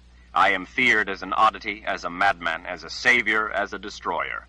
All because I see things others don't. There are times when I cannot help but to try to change what I see. If it's prophecy, how can it be changed? If you changed it, it would be untrue. Then it wouldn't be prophecy. Nathan stared off at the cold sky, the wind lifting his long hair back away from his face. I could never explain it adequately to one such as you, one ungifted, but I can explain a small part of it in this way. There are books of prophecy going back thousands of years. Those books contain events that have not yet happened. In order for free will to exist, there must be questions left open. This is done partly through forked prophecies. Forked prophecies? You mean that events could go one of two ways? Nathan nodded. At the least, often many ways. Key events, anyway. The books will often contain a line of prophecy for several outcomes that could result from free will. When a particular fork proves to be the one that actually takes place, one line of prophecy will be true while others at that moment become invalid. Up until then, they were all viable. Had another choice been made, that fork would have turned out to be the valid prophecy. Instead, that branch of prophecy withers and dies, even though the book with that line of prophecy remains. Prophecy is thus tangled with the deadwood of ages past, with all the choices not made, the things that never came to be. Friedrich's anger rose again. And so you knew what would happen to Althea? You mean you could have warned her? When she came to me, I told her of a fork. I didn't know when she would reach it, but I knew that death waited down both paths. With the information I gave her, she would be able to know when the time was at hand. I had hoped that somehow she could find a way around what I saw. Sometimes there are shrouded forks that we are unaware of. I was hoping that was the case this time, and she might find it, if it existed. Friedrich was incredulous. You could have done something. You might have prevented what happened. Nathan lifted a hand toward the grave. This is the result of trying to change what will be. It does not work. But maybe if... Nathan's hawk-like glare rose in warning. For your own peace of mind, I will tell you this, but no more. Down the other path was a murder so torturous, so bloody, so painful, so violent, that when you discovered what was left of her, you would have ended your own life rather than continue to live with what you had seen. Be thankful that did not happen. It did not happen, not because she feared that death more, but in part because she loved you and didn't want you to suffer that. Nathan gestured to the grave again. She chose this path. This was that fork you told her of, then? Nathan's glare softened. Not exactly. The fork she took was that she would die. She chose how. You mean she might have chosen another fork, a path in which she would live? Nathan nodded. For a time. But had she chosen that path, we would all soon be in the Keeper's clutches. Because of those involved, I know only that down that path, everything ended. The choice she made was that there would still be a chance. A chance? A chance for what? Nathan sighed. Friedrich suspected that the sigh reflected things more grave, more sweeping than anything Althea had ever seen. Althea bought us all time, that others might make the right choices when the time comes for them to act of their free will. This knot of forks in prophecy is obscured unlike any other, but most of the threads lead to nothing. To nothing? I don't understand. What could that mean? Existence is at stake. Nathan's eyebrow lifted. Most of those prophecies end in a void, in the world of the dead, for everything. But you can see the way through? The tangle ahead is a mystery to me. In this I feel helpless. In this I know what it feels like to be ungifted and blind. In this I might as well be. I can't even see all of those who are making the critical choices. It must be Jennsen. Maybe if you found her... But Althea said the gifted are blind to the ungifted offspring of Darken Ral. Of any Ral. The gift is of no use in locating such truly ungifted offspring. There is no telling where they are. Unless you could gather all the people in the entire world and parade them before the gifted, there would be no practical way to detect them with the gift. Physical proximity is the only means for the gift to tell you who they are, because your eyes and your gift don't agree, like when I saw Jennsen by accident. You think, then, that Jennsen is somehow involved in this? Nathan threw his cape closed against the bitter wind. As far as the prophecies are concerned, those like Jennsen don't even exist. I have no way of telling if there are others, and if there are, how many there might be. I have no idea what part any of them play in this. I know only that they somehow play a pivotal role.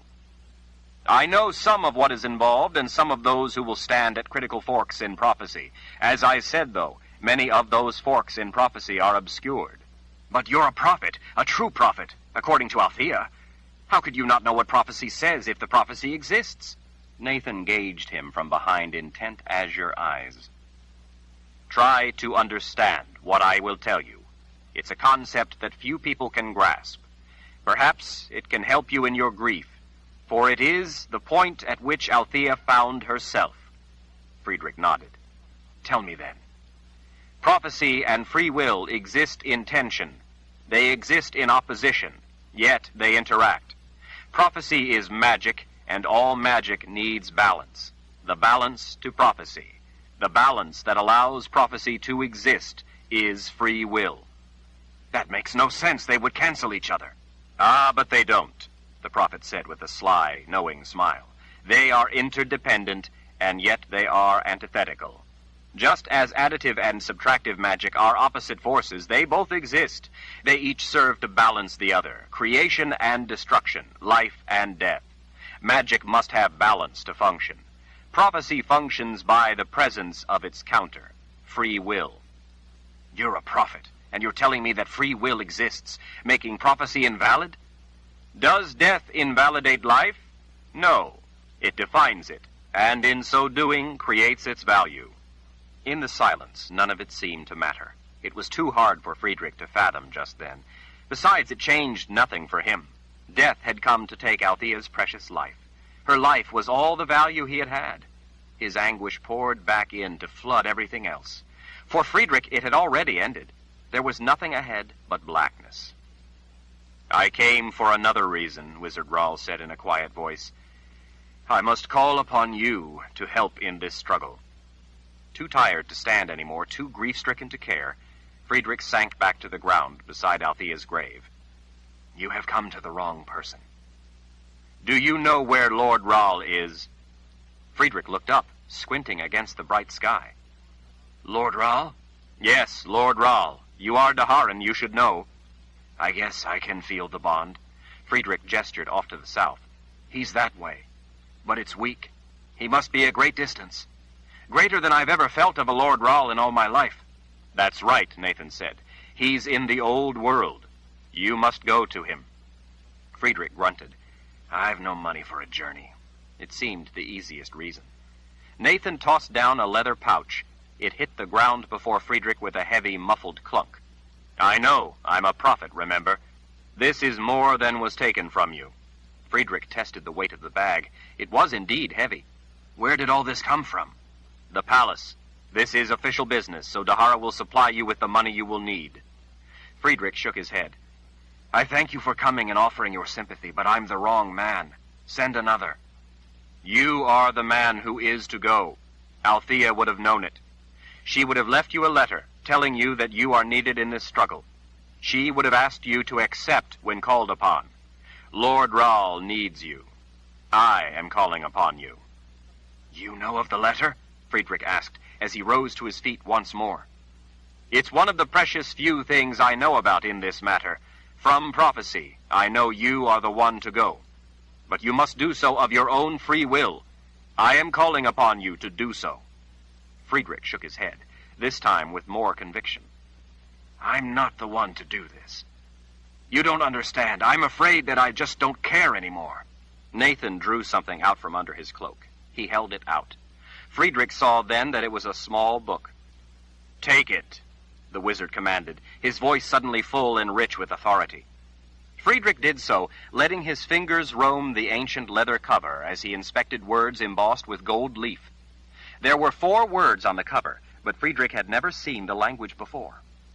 This book is from the time of a great war thousands of years ago, Nathan said. I only just discovered it in the People's Palace after a frantic search among the thousands of tomes there. As soon as I located it, I rushed here. I haven't had time to translate it, so I don't even know what's written in it. It's all written in a different language. Nathan nodded. High Daharan, a language I helped teach Richard. It's vitally important he get this book. Richard? Lord Rahl. The way he said those 2 words gave Friedrich a chill. If you've not read it, how do you know it's the right book? By the title there on the front. Friedrich ran his fingers lightly over the mysterious words. The gilding was still good after all this time. May I ask the book's title? The Pillars of Creation. Chapter 41. Oba opened his eyes, but for some reason that didn't seem to help. He couldn't see. Dismay stiffened him. He was lying on his back on something like rough, cold stone. It was a complete mystery to him as to where he could be or how he had gotten there, but his first and most important concern was that he had somehow gone blind. Trembling from head to foot, Oba blinked, trying to clear his vision, but still he could not see. A thought worse by far was what really ignited his panic. He wondered if he was back in the pen. He feared to move and prove the suspicion true. He didn't know how they had done it, but he despaired that those 3 conniving women, the troublesome sorceress sisters and his lunatic mother, had somehow managed to once again lock him in his dark childhood prison. They had probably been plotting from beyond the grave, and in his sleep they had pounced. Paralyzed by his plight, Oba couldn't gather his wits. But then he heard a noise. He turned his eyes toward the sound and saw movement. He realized as things came into focus that it was only some dark room and not his pen after all. Relief washed through him, followed by chagrin. What had he been thinking? He was Oba Ral. He was invincible. It would serve him well to remember that. Though he was relieved to know it wasn't what he had at first feared, prudence kept him cautious.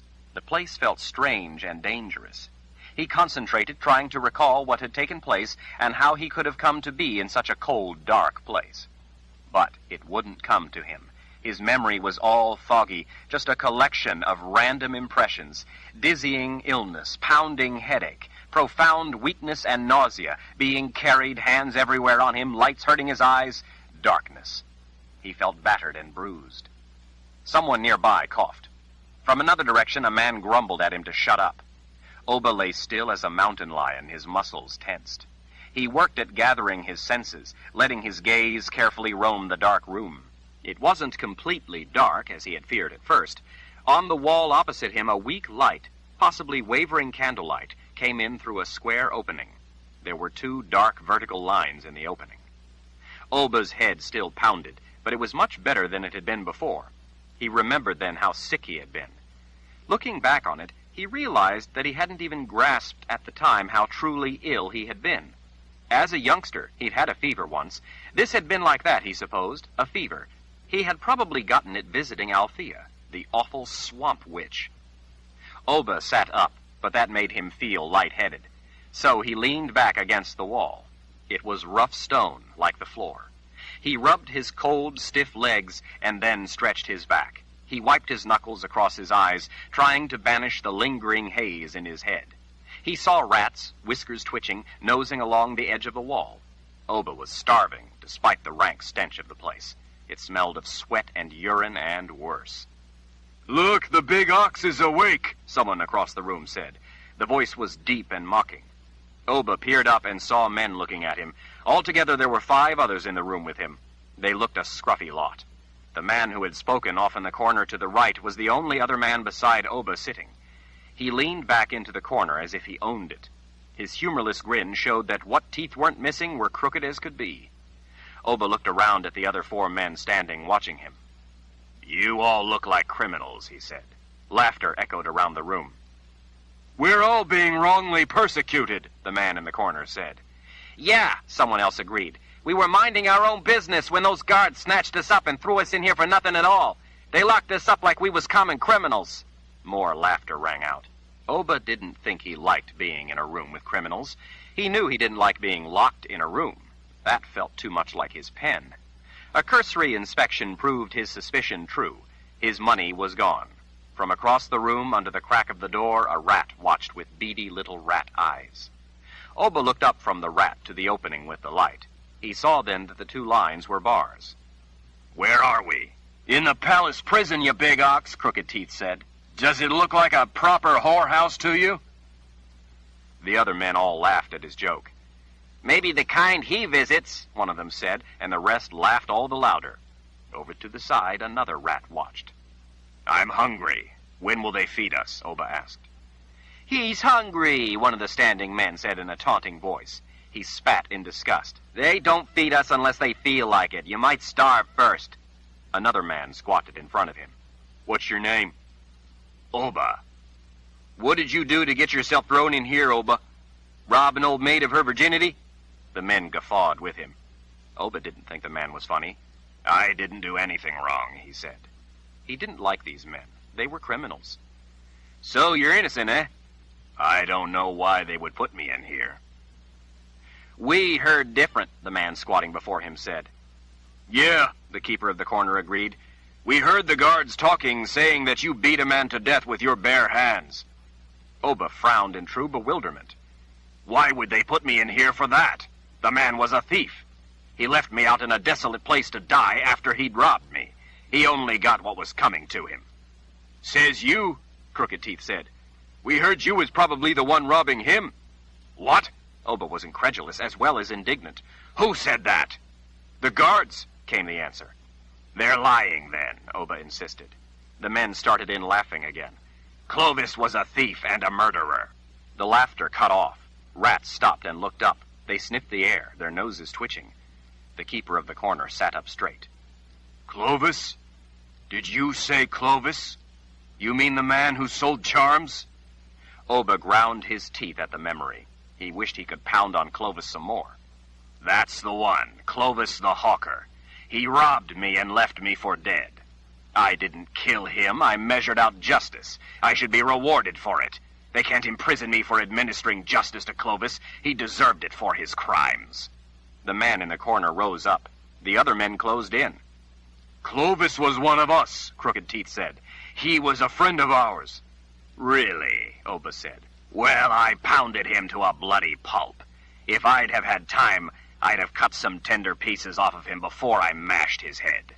Pretty brave for a big fellow when it comes to beating a hunched little man who's all alone, one of the men said under his breath. Another of the men spat at him. Oba's anger sprang to life. He reached for his knife but found it missing. Who took my knife? I want it back. Which one of you thieves stole my knife? The guards took it, Crooked Teeth snickered. You really are a dumb oaf, aren't you? Oba glared up at the man standing in the center of the room, fists at his sides, his crooked teeth making his lips look lumpy. The man's powerful barreled chest rose and fell with each seethed breath. His shaved head made him look to be a troublemaker. He took another step toward Oba. That's what you are, a big oaf. Oba the oaf. The others laughed. Oba simmered as he listened to the voice counseling him. He wanted to cut the tongues out of these men and then go to work on them. Oba preferred doing such things to women, but these men were earning it, too. It would be fun to take his time and watch them squirm, to make them cry, to watch the look in their eyes as death entered their convulsing bodies. As the men closed in around him, Oba remembered that he didn't have his knife, so he couldn't have the kind of fun he would have liked to. He needed to get his knife back. He was tired of this place. He wanted out. Stand up, Oba the oaf, Crooked Teeth growled. A rat scurried across in front of him. Oba slapped a hand down on its tail. The rat tugged and twisted, but couldn't get away. Oba snatched the furry thing up in his other hand. It wriggled, wrenching this way and that, trying to escape, but Oba had a good grip on it. As he stood, he bit off the rat's head. When he had reached his full height, a good head taller than Crooked Teeth, he glared into the eyes of the men around him. The only sound was bones crunching as Oba chewed the rat's head. The men backed away. Oba, still chewing, went to the door and peered out the barred opening. He saw two guards standing at the intersection of a nearby hall, talking quietly. You there, he called out. There's been a mistake. I need to speak with you. The two men paused in their conversation. Oh, yeah? What's the mistake? One asked. Oba's gaze moved between the two, but it was not just his gaze. The gaze of the thing that was the voice also watched from within him. I am brother to Lord Rahl. Oba knew that he was saying aloud what he had never said to a stranger before, but he felt compelled to do so. He was somewhat surprised to hear himself go on as everyone watched him. I am falsely imprisoned for measuring out justice to a thief, as is my duty. Lord Rahl will not stand for this false imprisonment. I demand to see my brother. Oba glared at the two guards. Go get him. Both men blinked at what they saw in his eyes. Without further word, they left. Oba glanced back at the men locked in with him. As he met each man's eyes in turn, he gnawed a hind leg off the limp rat. They moved aside for him to pace as he chewed, little rat bones crunch, crunch, crunching. He looked out the opening again, but saw no one else. Oba sighed. The palace was immense. It might be some time before the guards returned to let him out. The men in the room with him silently backed out of the way as Oba went back to his spot against the wall opposite the door and sat down. They stood watching him. Oba watched back as he tore another chunk off the rat with the teeth at the side of his mouth. They were all fascinated by him, he knew. He was almost royalty. Maybe he was royalty. He was a Ral. They had probably never seen anyone as important as him before, and were in awe. You said they don't feed us. He waved what was left of the limp rat at their silent stares. I'll not starve. He pulled off the tail and discarded it. Animals ate rat tails. He was hardly an animal. You're not just an oaf, Crooked Teeth said in a quiet voice, filled with contempt. You're a crazy bastard. Oba exploded across the room and had the man by the throat before anyone could so much as gasp in surprise. Oba lifted the squealing, kicking, crooked-toothed criminal up to where he could glare eye to eye. Then, with a mighty shove, Oba rammed him against the wall. The man went as limp as the rat. Oba looked back and saw that the others had backed against the far wall. He let the man slip to the floor, where he moaned as he comforted the back of his shaved head. Oba lost interest. He had more important things to think about than bashing this man's brains out, even if he was a criminal. He went back to his place and lay down on the cold stone. He had been ill and might not be fully recovered. He had to take care of himself. He needed his rest.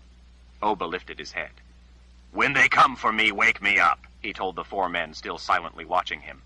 It amused him to see how fascinated they were by having nobility in their midst.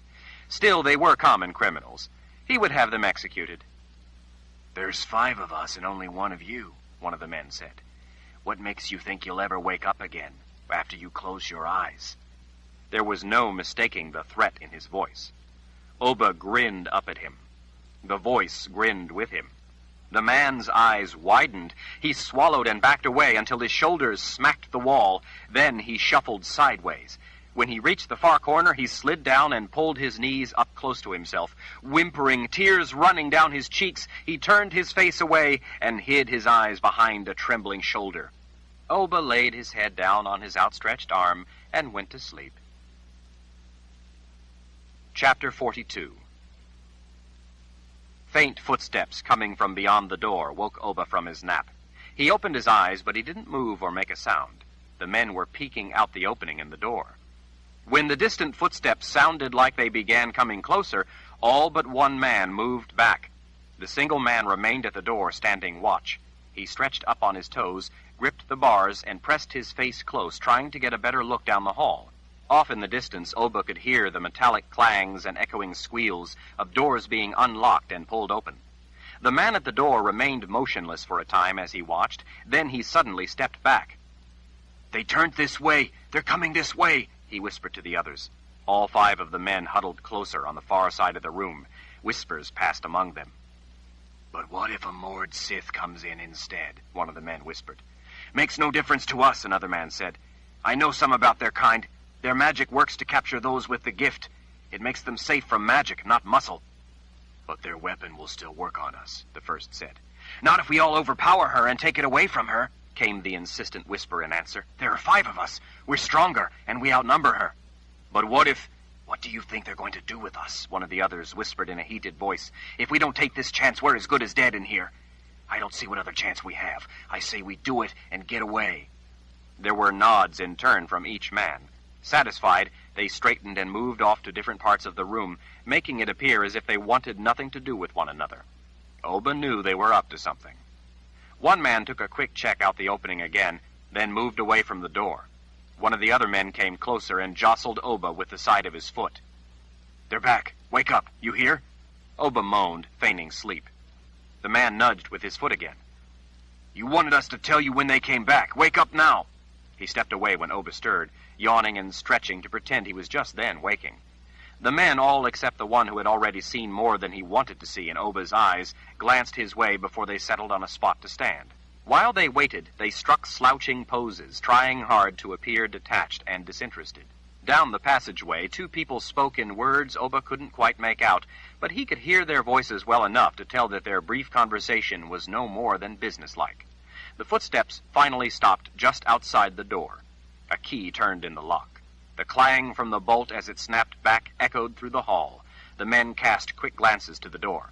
Outside, a man grunted with the effort of a strong tug. The door grated as it yielded, admitting more light. Oba was astonished to see a woman silhouetted in the doorway. Outside in the hall, the big guard with her used the candle from a holder on the wall to light his lamp.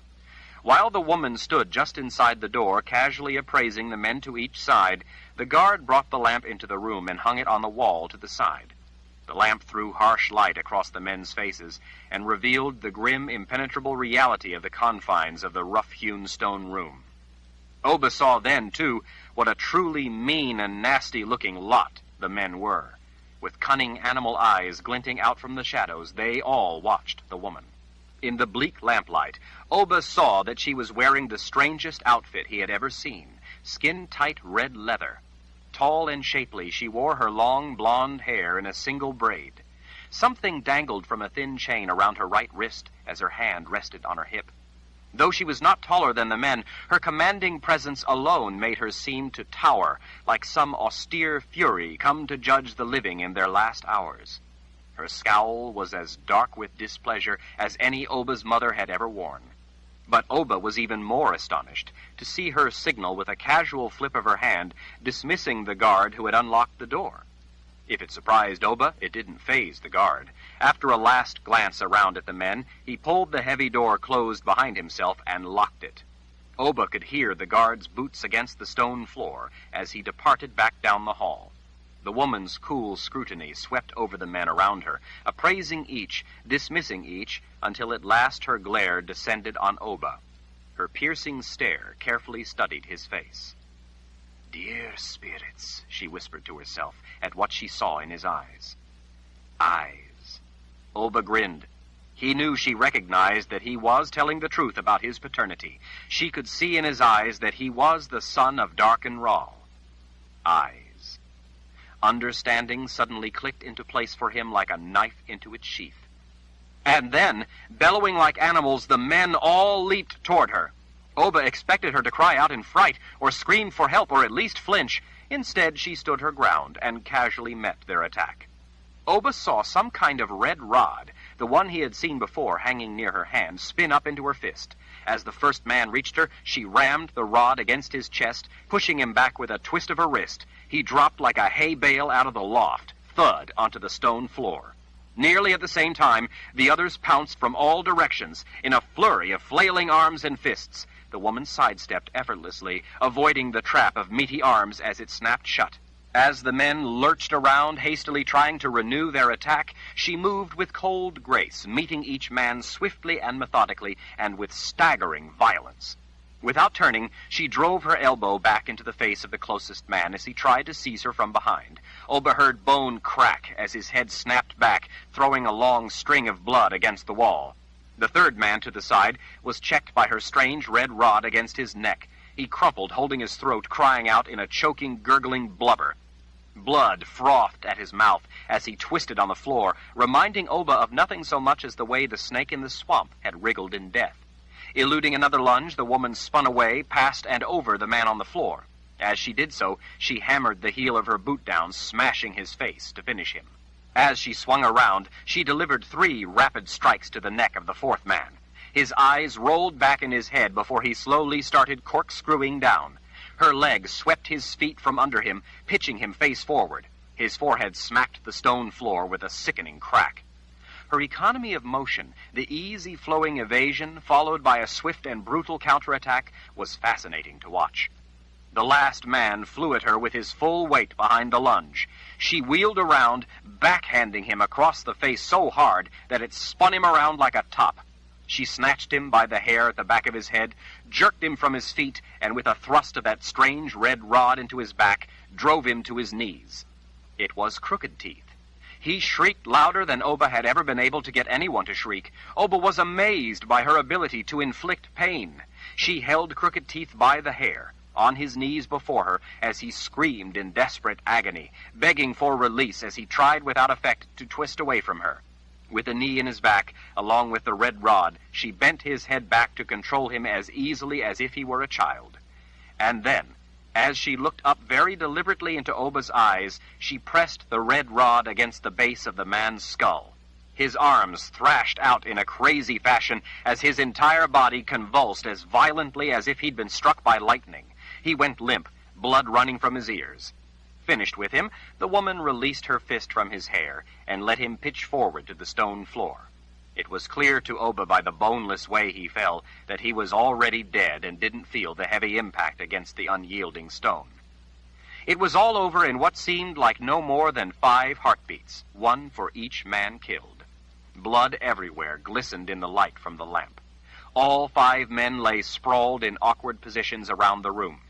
The woman in red leather wasn't even breathing hard. She stepped closer. "Sorry to disappoint you, but you won't escape that easily." Oba grinned. She wanted him. He reached out and grabbed her left breast. With a grimace of rage, she lashed her strange red rod down on the top of his shoulder beside his neck.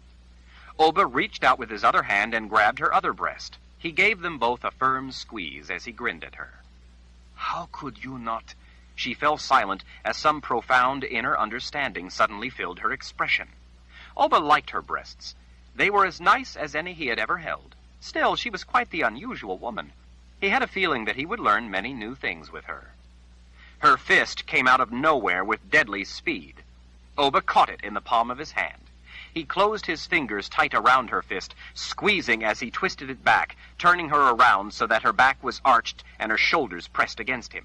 She rammed her free elbow toward his middle, but he was expecting it, and snatched her forearm, using the momentum to wrench it up behind her so he could gather it up with the fingers of his other hand already holding her other arm. That left him a hand to feel the delights of her feminine form. He slid his free hand around the front of her waist, in under the leather. She twisted with all her strength, trying to get free. She knew how to use leverage to try to wrench out of an opponent's grip, but her strength wasn't anywhere near up to the task. Oba slipped his hand down the front of her skin-tight leather pants, feeling her taut flesh. The vixen drove her heel into his shin. Oba recoiled, crying out, just managing to hold on to her. But then she spun around, ducked under his arms, and broke his grip. Quick as a blink, she was free. Rather than run, she used her momentum to strike at the side of his neck. Oba was able to partially deflect the blow at the last possible instant, but it still hurt. More than that, it angered him. He was tired of playing gentle games. He caught her arm, twisting it around until she cried out. He swept his leg around to knock her feet out from under her first, then threw his full weight into her. Oba roughly wrestled her around as they crashed to the floor, landing on top of her, driving the wind from her lungs. Before she could get a breath, he slammed a good punch into her middle. He could see in her eyes how much it hurt her. He was going to see much more in her eyes before he was done with her. As they struggled on the floor, Oba had the clear advantage and used it. He began tearing at her clothes. She had no intention of making it easy and fought with everything she had. Her fighting, though, was unexpected in Oba's experience. She didn't fight to get away, as other women did. She fought instead to hurt him. Oba knew then how desperately she wanted him. He intended to give her the satisfaction she craved, to give her what she had never been able to get from any man before. His powerful fingers pulled up on the top of her leather outfit, but it was cinched tight around her middle with a thick overbelt. The back of the outfit was crisscrossed with a web of tight straps and buckles. It was too strong to rip. Oba managed instead to strip it up past her ribs. The sight of her flesh ignited him. He fought her hands, her feet, even her head, as she tried to butt his face. Despite her best efforts, he managed to yank and tug the bottom of her tight outfit partway down over the curve of her hips. She struggled ever more violently, trying every move she could to hurt him. He could sense that she wanted him so badly she was hardly able to control herself. As he was devoting his attention to trying to get her bottom off, her teeth seized his other forearm. The shock of pain stiffened him. Instead of pulling back, he rammed the arm in her teeth at her, smacking the back of her head against the stone. The second whack against the stone floor took a lot of the fight out of her, and he was able to free his arm. Oba didn't want her unconscious. He wanted her awake.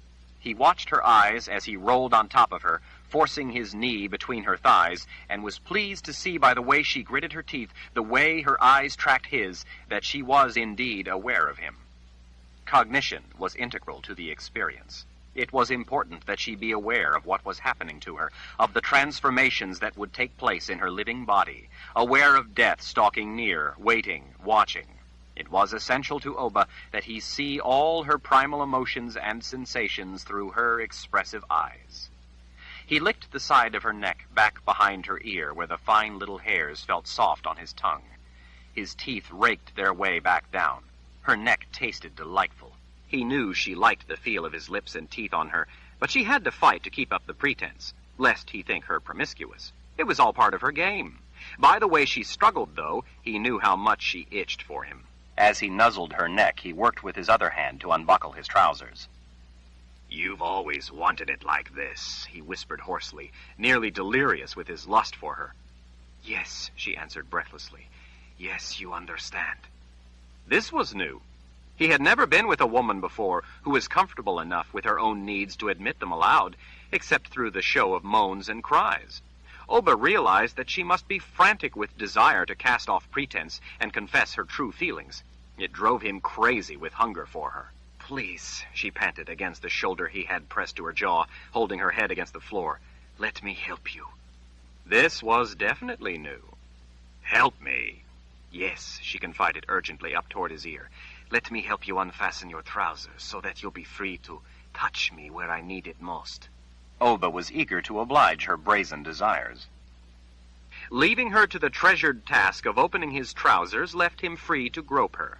She was a delightful creature, a fitting mate to a man like him, a Raal, almost a prince. He had never had such a wonderfully unexpected and intimate experience. Apparently, knowing that he was royalty drove women delirious with uncontrollable yearnings. Oba grinned at her shameless need while her covetous fingers fumbled at unbuttoning his trousers. He shifted his weight to give her a little room for her work as he leisurely explored her feminine secrets. "Please," she breathed in his ear again as she finally got his trousers undone. "Let me hold you down there. Please." She was so hot for him that she had completely abandoned her dignity. He had to admit, though, that it didn't put him off. Biting her neck, he grunted his permission for her to go ahead. Oba lifted his hips so she could get at the objects of her lewd desire. He moaned with pleasure as she stretched her lithe body to reach down under him. He felt her long, cool fingers gathering up his most private parts into her lovely hand. Driven by his unrestrained passion for her, Oba bit into her sumptuous neck again. She moaned with the feel of his teeth as she urgently collected his sack together in her greedy hand. He would reward her with the slowest death he could give her. She suddenly wrenched her handful around with such abrupt violence that as Oba jerked up, he went blind with the shock. The lightning jolt of pain was so acute that he couldn't draw a breath. While he was momentarily immobilized by the trauma, she lunged lower and seized him in a more tenacious grip. Without pause, she mercilessly wrung him even more forcibly the second time. His eyes bulged as he convulsed but once, tenting over her, the spasm fixing his muscles into stiff, stark rigidity. His thinking scrambled. He couldn't hear, see, breathe, or even cry out. He was paralyzed, iron-bound in pure agony. Everything was one long, fiery, sharp, twisting pang. It went on without end.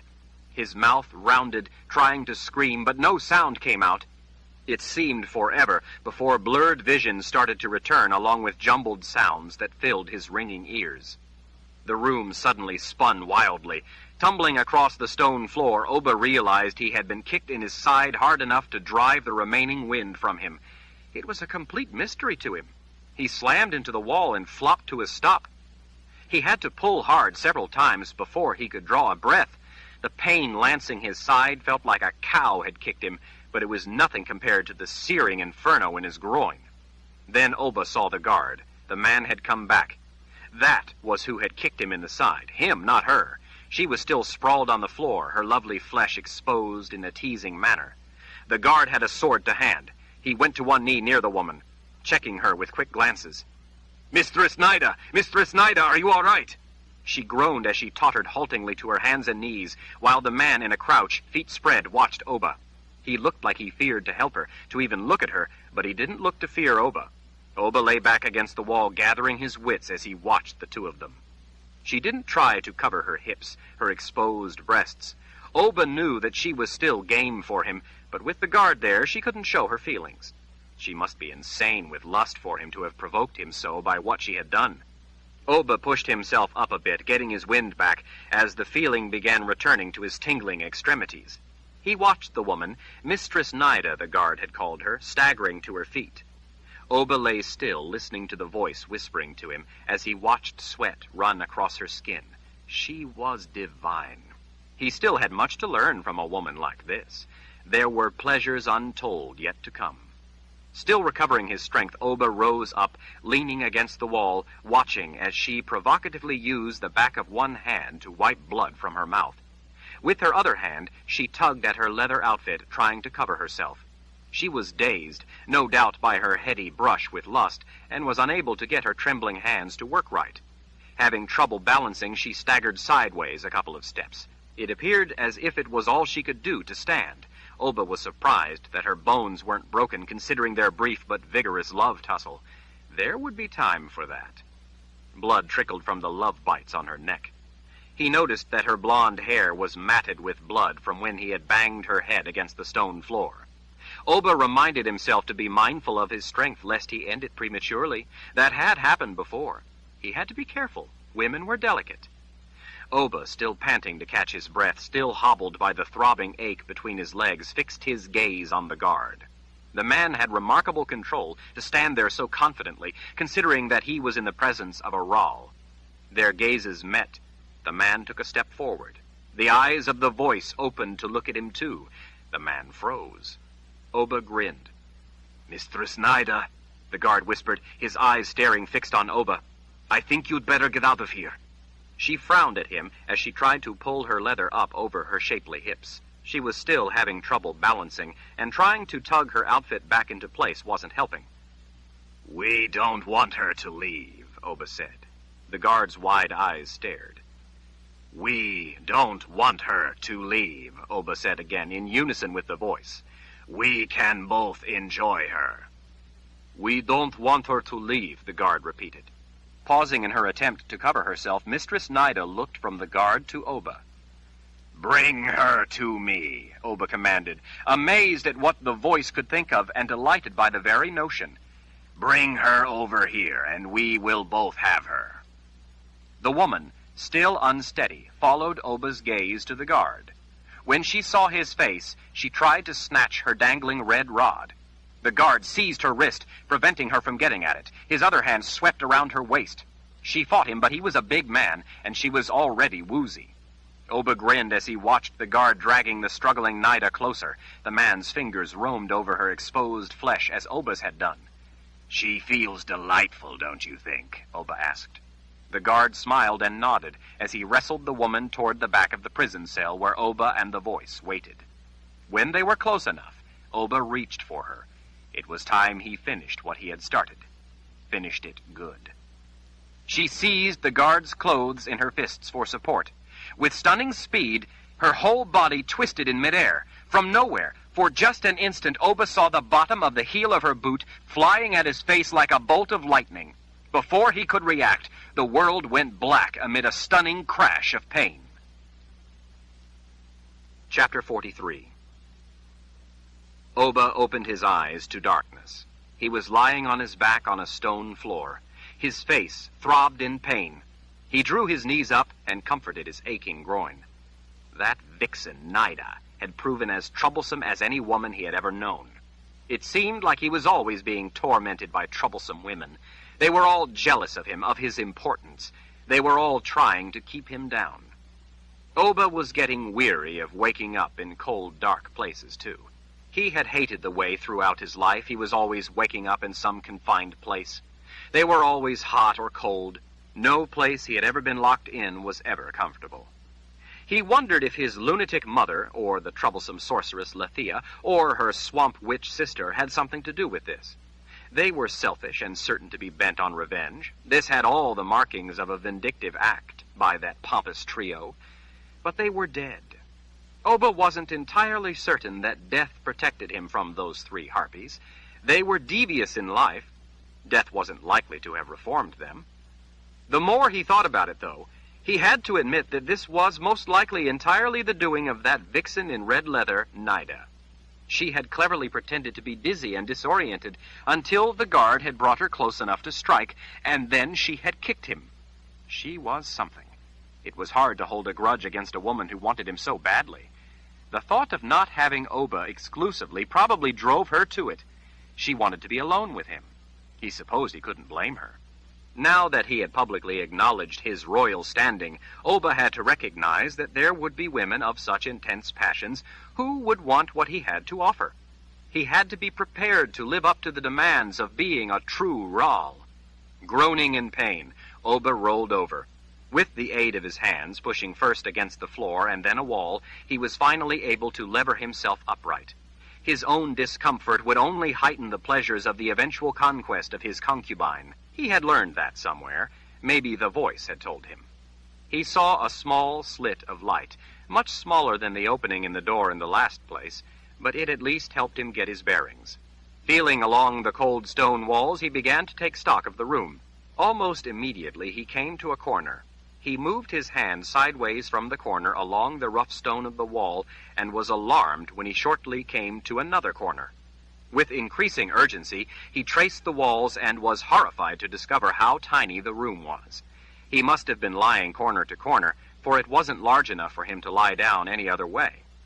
The suffocating terror of such a small place welled up, threatening to smother him. He couldn't get his breath. He pressed a hand to his throat, trying mightily to pull a breath. He was certain he would go mad being confined in such a small pen.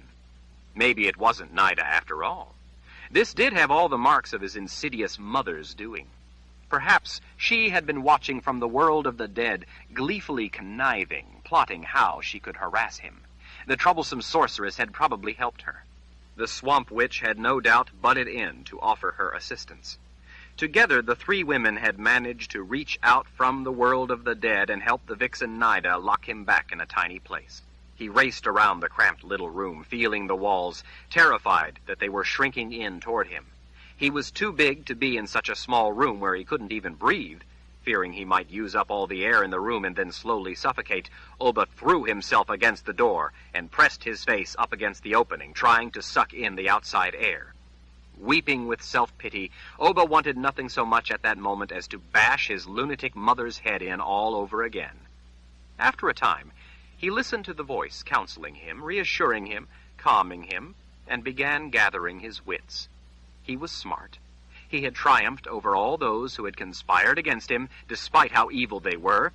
He would get out. He would. He had to pull himself together and act up to his station in life. He was Oba Ral. He was invincible. Oba put his eyes up to the slit to peer out, but he could see little more than another dim space beyond. He wondered if maybe he was in a box inside a box, and for a time he pounded at the door, screaming and crying at the terror of such a sinister torture. How could they be so cruel? He was a Ral. How could they do this to an important person? Why would they treat him this way? First, they locked him up as a common criminal, in with the scum of humanity, for doing the right thing and dispensing justice to rid the land of a lawless thief, and now this wicked persecution. Oba concentrated, putting his mind to something else. He remembered then the look on Nida's face when she had first gazed into his eyes. She had recognized him for who he was. Nida had known the truth, that he was the son of Darken Ral just by looking into his eyes. Small wonder she had wanted him so badly. He was important. Selfish people were like that. They wanted to be near those who were great, and then they wanted to keep them down. She was jealous. That was why he was locked up. Petty jealousy. It was as simple as that. Oba pondered that look in Nida's eyes when she had first seen him. The look of recognition on her face had sparked memories that enabled him to put odd bits together. He mulled over the new thing he had learned. Jennsen was his sister. They were both holes in the world. It was too bad she was kin. She was seductively beautiful. He thought her ringlets of red hair were quite bewitching, even if he worried that they might signify some magical ability. Oba sighed as he pictured her in his mind. He was too principled to consider her as a lover. They shared the same father, after all. Despite her ravishing looks and the way thinking of her made his groin wake, if painfully, his integrity wouldn't allow such a breach of decency. He was Oba Ral, not some rutting animal. Darken Ral had fathered her, too. That was a wonder. Oba wasn't sure what he thought about that. They shared a bond. The two of them stood against a world of jealous people who wanted to keep them from greatness. Lord Ral sent quads to hunt her, so she would have no loyalty there. Oba wondered if it could be that she might be a valuable ally.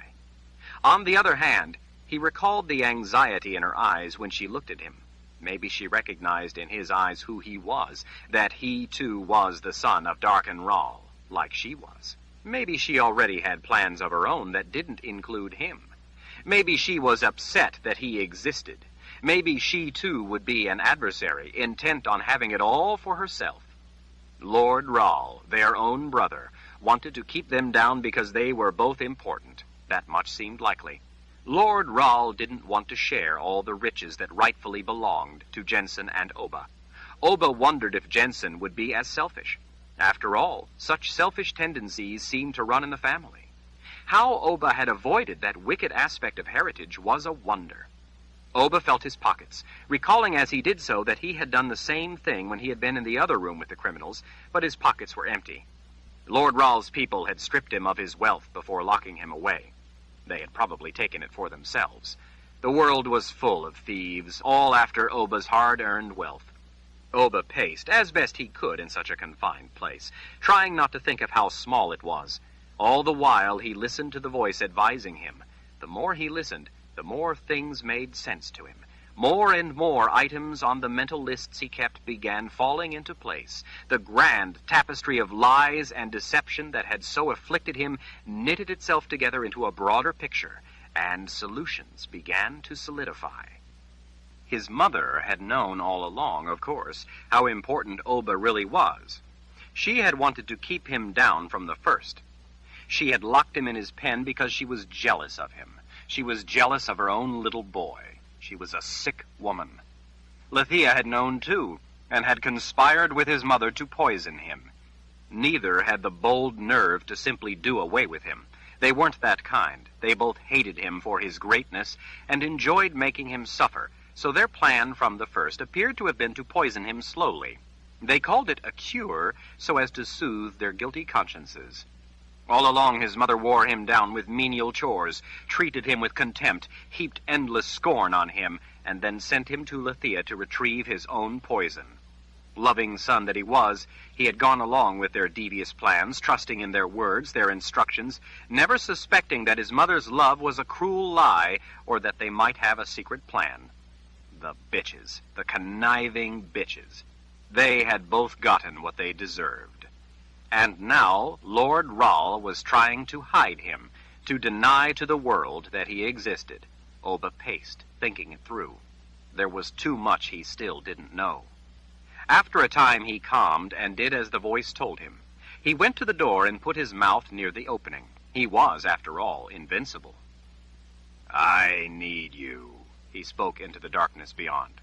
He didn't shout the words. He didn't have to, because the voice inside, added to his own, would make it carry. "Come to me," he said into the quiet emptiness outside the door. Oba was surprised by the calm confidence, the authority in his own voice. His endless talents amazed him. It was only to be expected that those less endowed would resent him. "Come to me," he and the voice spoke into the empty darkness beyond. They had no need to yell. The darkness effortlessly bore their voices like shadows traveling on wings of gloom. "Come to me," he said, bending unsuspecting inferior minds to his will. He was Oba Ral. He was important. He had important things to do. He couldn't stay in this place and play their petty games. He had had enough of this nonsense. It was time to assume the mantle of not just his birthright, but his special nature.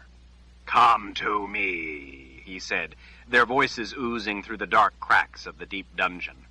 He kept calling, not loudly, for he knew they could hear him, not urgently, for he knew they would come, not desperately, for he knew they would obey.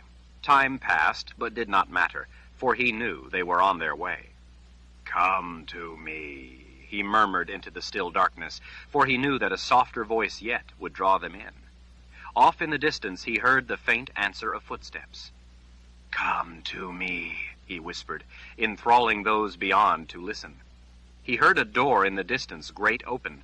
The footsteps grew louder, closer. "Come to me," he and the voice cooed. Closer still, he heard men shuffling along a stone floor. A shadow in the dim light fell across the small opening in the door beyond. "What is it?" a man asked, his echoing voice tentative. "You must come to me," Oba told him. The man hesitated at so pure and innocent a declaration. "Come to me now," Oba and the voice commanded with deadly authority. As Oba listened, the key in the far lock turned. The heavy door rasped open. A guard stepped into the space between the doors. The shadow of the other guard filled the outer doorway. The guard edged closer to the small slit where Oba waited on the other side. Wide eyes peered in. "What do you want?" the man asked in a hesitant voice. "We wish to leave now," Oba and the voice said. "Open the door. It is time for us to go from here." The man bent forward and worked at the lock until the bolt snapped back with a metallic clang that echoed in the darkness. The door pulled back, squeaking on rusty hinges. The other man stepped up behind him, looking in with the same lifeless expression. "What would you like us to do?" the guard asked, his eyes unblinking as he stared into Oba's eyes. "We must leave," Oba and the voice said. "You two will guide us out of here." Both guards nodded and turned to lead Oba away from the dark pen. He would never again be locked in confining little places. He had the voice to help him. He was invincible. He was glad that he had remembered that. Althea had been wrong about the voice. She was just jealous, like all the others. He was alive, and the voice had helped him. She was just dead. He wondered how she liked that. Oba told the two guards to lock the doors of his empty cell. That would make it more likely that it would be a while before he was discovered missing. He would have a small head start to escape Lord Ral's greedy grasp. The guards led Oba through a labyrinth of narrow, dark passageways. The men moved with unerring steps, avoiding those halls where Oba could hear men talking in the distance. He didn't want them to know he was leaving. Better if he simply slipped away without a confrontation. "I need my money back," Oba said. "Do you know where it is?" "Yes," one of the guards said in a dead voice. They went through iron doors and onward through passageways lined with coarse stone blocks. They turned down a passageway where there were men in cells to each side, coughing, snickering, cursing through the openings in the doors. When they approached the row of doors, filthy arms reached out, clawing the air. As the somber guards, carrying lamps, led the way down the center of the wide hall, men grabbed for them, or spat at them, or cursed them. As Oba passed, the men all fell silent. The arms drew back in through the openings. Shadows trailed behind Oba like a dark cape. The three of them, Oba and his escort of two guards, reached a small room at the bottom of narrow, twisting stairs.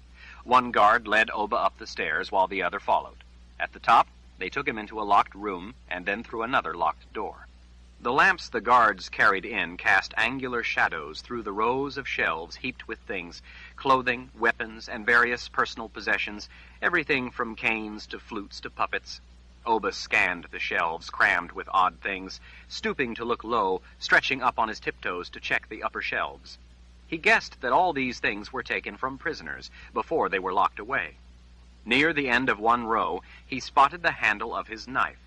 Behind the knife was a mound of the tattered clothes that he had taken from Althea's house so that he could make it across the Azrith plains. His boot knife was there, too. Piled in front were the cloth and leather pouches containing his considerable fortune. He was relieved to have his money back. He was even more relieved to once again curl his fingers around the smooth wooden handle of his knife. "You two will be my escorts," Oba informed the guards. "Where shall we escort you?" one asked. Oba mulled over the question. "This is my first visit. I wish to see some of the palace." He restrained himself from calling it his palace. That would come in time. For now there were other matters that must come first. He followed them up stone stairwells, through corridors and past intersections and myriad flights of stairs. Patrolling soldiers off in the distance saw his guards and paid little attention to the man between them. When they came to an iron door, one of his guards unlocked it, and they stepped through into a corridor beyond with a polished marble floor. Oba was taken by the splendor of the hall, the fluted columns to the sides, and the arched ceiling. The three of them marched onward around several corners lit by dramatic silver lamps hung in the center of marble panels.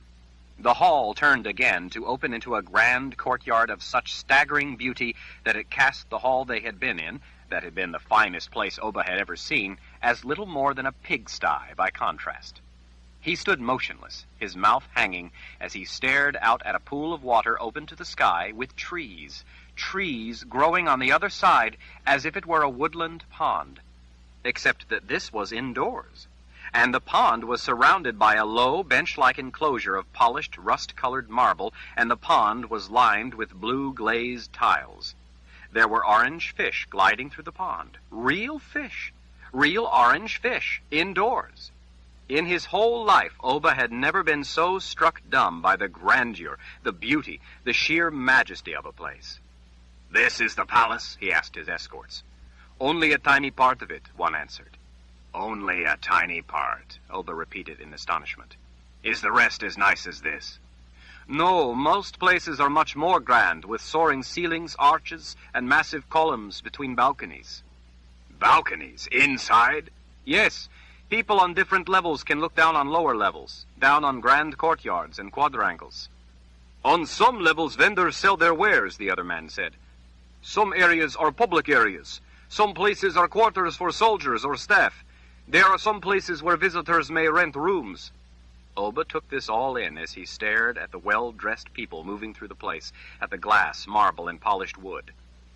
"After I've seen some more of the palace," he announced to his two big uniformed Daharan escorts, "I will want a quiet and very private room. Luxurious, mind you, but someplace out of the way where I won't be noticed. I will first want to purchase some decent clothes and some supplies. You two will stand watch and make sure that no one knows I'm here, while I have a bath and get a good night's rest." "How long will we be watching you?" the other man asked. "We will be missed if we're away for too long. If we're gone even longer, they will search for us and find your cell empty. Then they will come looking for you. They will soon know you are here." Oba considered. "Hopefully I can leave tomorrow. Will you be missed by then?" "No," one of the two said, his eyes empty of everything but the desire to do Oba's bidding. "We were just leaving at the end of our guard watch. We shouldn't be missed before tomorrow." Oba smiled. The voice had chosen the right men. "By then I'll be on my way. But until then I should enjoy my visit and see some of the palace." Oba's fingers glided over the handle of his knife. "Maybe tonight I might even like the company of a woman at dinner, a discreet woman." Both men bowed. Before he left, Oba would leave the two as nothing more than a stain of ashes on the floor of a lonely passageway. They would never tell anyone why his cell was empty. And then, well, it was nearly spring, and in spring who could tell where his fancy might turn? One thing for sure, he was going to have to find Jennsen. Chapter 44.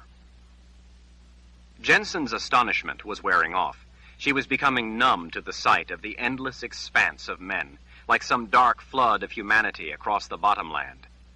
The vast army had churned the broad plain between the rolling hills to a drab brown. Inestimable numbers of tents, wagons, and horses were crowded in among the soldiers.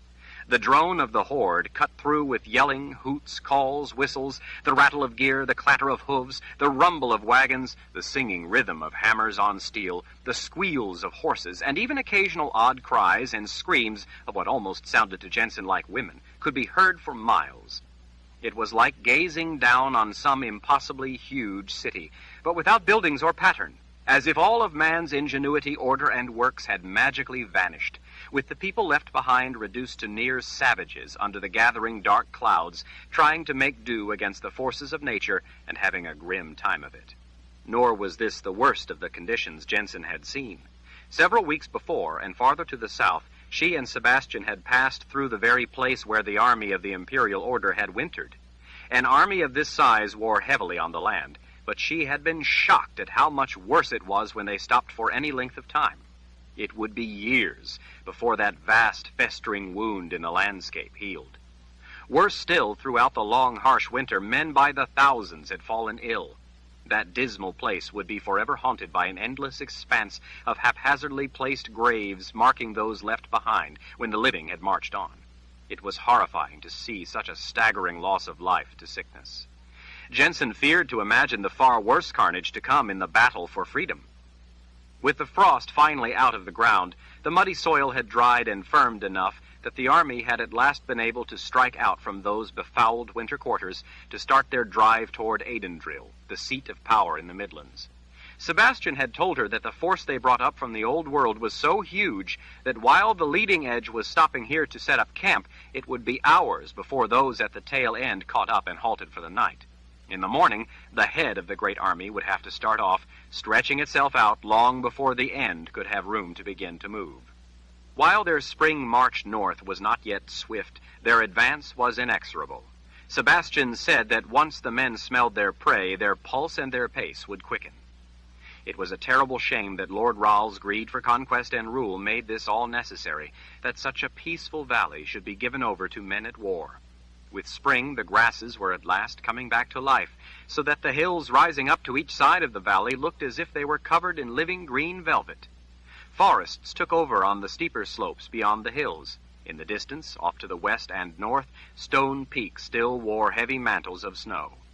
Headwaters swollen with the snow melt roared down the rocky slopes, and farther to the east emptied into a mighty river that meandered out into a great lush plain. The dirt there was so black, so fertile, that Jennsen imagined even rocks planted there might sprout roots and grow. Before she and Sebastian had come upon the vast stain of the army, the land had been as beautiful as any Jennsen had seen in all her life. She longed to explore those enchanting forests, and fancied she could contentedly spend the rest of her life among such timber. It was hard for her to cast the Midlands as a place of evil magic. Sebastian had told her that those woods were dangerous places where beasts roamed, and where those who wielded magic lurked. With the things she was learning, she was almost tempted to risk it. She knew, though, that even in those trackless and seemingly endless forests, Lord Ral would still find her. His men had already demonstrated their ability to locate her in even the most remote areas. Her mother's murder was only the first proof of that. Ever since that terrible day, his merciless assassins had somehow been able to hound her up through Dahara and halfway across the Midlands. If Lord Ral's men caught her, they would take her back to the dungeons where Sebastian had been held, and then Lord Ral would have her tortured endlessly before he granted her a slow, agonizing death. Jennsen could have no safety, no peace, as long as Lord Ral pursued her. She intended to catch him instead, and seize a life for herself.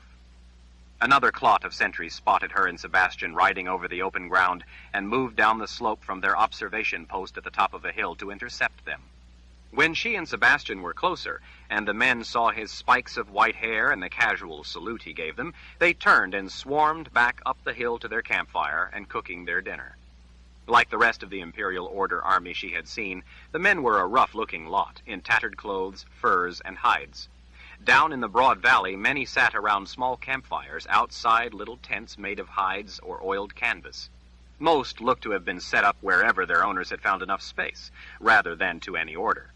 Randomly set among the tents were local command centers, mess tables, arms stockpiles, supply wagons, paddocks packed with livestock or horses, tradespeople laboring, and even blacksmiths working at transportable forges. Scattered here and there were small trading markets where men gathered to barter or buy small goods. There were even agitated, angry, raw-boned men standing among the throngs, preaching to smatterings of vacant onlookers. What exactly the men were preaching, Jennsen couldn't hear, but she had seen men preach before. According to her mother, the tempestuous body language prophesying doom and proselytizing salvation was as unmistakable as it was unchanging. As they rode closer into the immense encampment, she saw men at their tents occupied with everything from laughing and drinking to working at cleaning weapons and gear.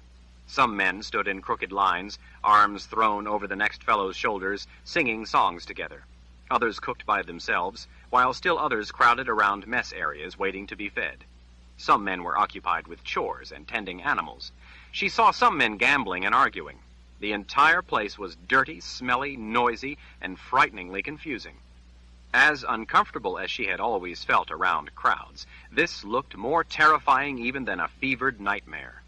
Descending toward the churning mass of humanity, she wanted to run in the opposite direction. Only her single burning reason for being there, and nothing else, kept her from doing so. She had reached the brink within and crossed over. She had embraced the need to kill and resolved with cold, deliberate calculation to do it. There could be no turning back. The uniforms the soldiers wore were not that uniform, but seemed to be a mismatched collection of leather set with spikes, fur, chainmail, wool cloaks, hides, and filthy tunics. Almost all the burly men she saw were unshaven, grimy, grim. It was readily apparent why Sebastian was so easily recognized, and why no one ever challenged him. Yet she remained awed at how, without fail, every man who laid eyes on him gave him a salute. Sebastian stood out like a swan among maggots. Sebastian had explained how difficult it was to amass a huge army to defend their homeland, and what an arduous undertaking it was to send them on such a long journey. He said that they were men far from home with a grisly job to do. They couldn't be expected to look presentable for womenfolk, or pause in their life and death battles to be mannerly and make tidy camps. These were fighting men. So were Daharan soldiers. These men certainly didn't look anything like Daharan soldiers looked, nor were they as disciplined, but she didn't say so. Jennsen could understand, though. As hard as she and Sebastian had been traveling, all the while taking precautions to evade Lord Ral's men by riding until they nearly dropped with exhaustion, often backtracking and working hard at making false trails, she had little time to worry about looking her best. Added to that, it had been a long and difficult journey across mountains in winter. It often rankled her that Sebastian should see her with her hair all tangled, when she was as filthy and sweaty as her horse and smelling no better. Still, he never seemed fazed by her all too often unkempt appearance. Rather, he usually seemed ignited by the mere sight of her, and often wanted nothing so much as to do whatever he could to please her. The previous day, they had taken a shorter route across hill country in order to make their way toward the head of the army, and had come across an abandoned farmhouse. Sebastian had indulged her wish to stay there for the night, even though it was early to make camp. After bathing and washing her long hair in the old tub in the tiny washroom, she put the water to use to wash out her clothes. Sitting before the warm fire Sebastian had built in the hearth, Jennsen brushed her hair as it dried. She was nervous about meeting the Emperor and wanted to look presentable. Sebastian, leaning back on an elbow, watched her before the flickering glow of flames, had smiled that wonderful smile of his, and said that even if she went unwashed and with tangled hair, she would be the most beautiful woman Emperor Jagang had ever seen. Now, as they rode along the fringes of the Imperial Order encampment, her stomach was in knots, even if her hair was not. From the looks of the turbulent clouds, moving in past the mountains to the west, a spring storm would be on them before long. Off above distant valleys, lightning flickered through the dark clouds. She hoped the rain didn't arrive to drench her hair and dress right before meeting the Emperor. "There," Sebastian said, leaning forward in his saddle to point. "Those are the Emperor's tents, and those of his important advisors and officers.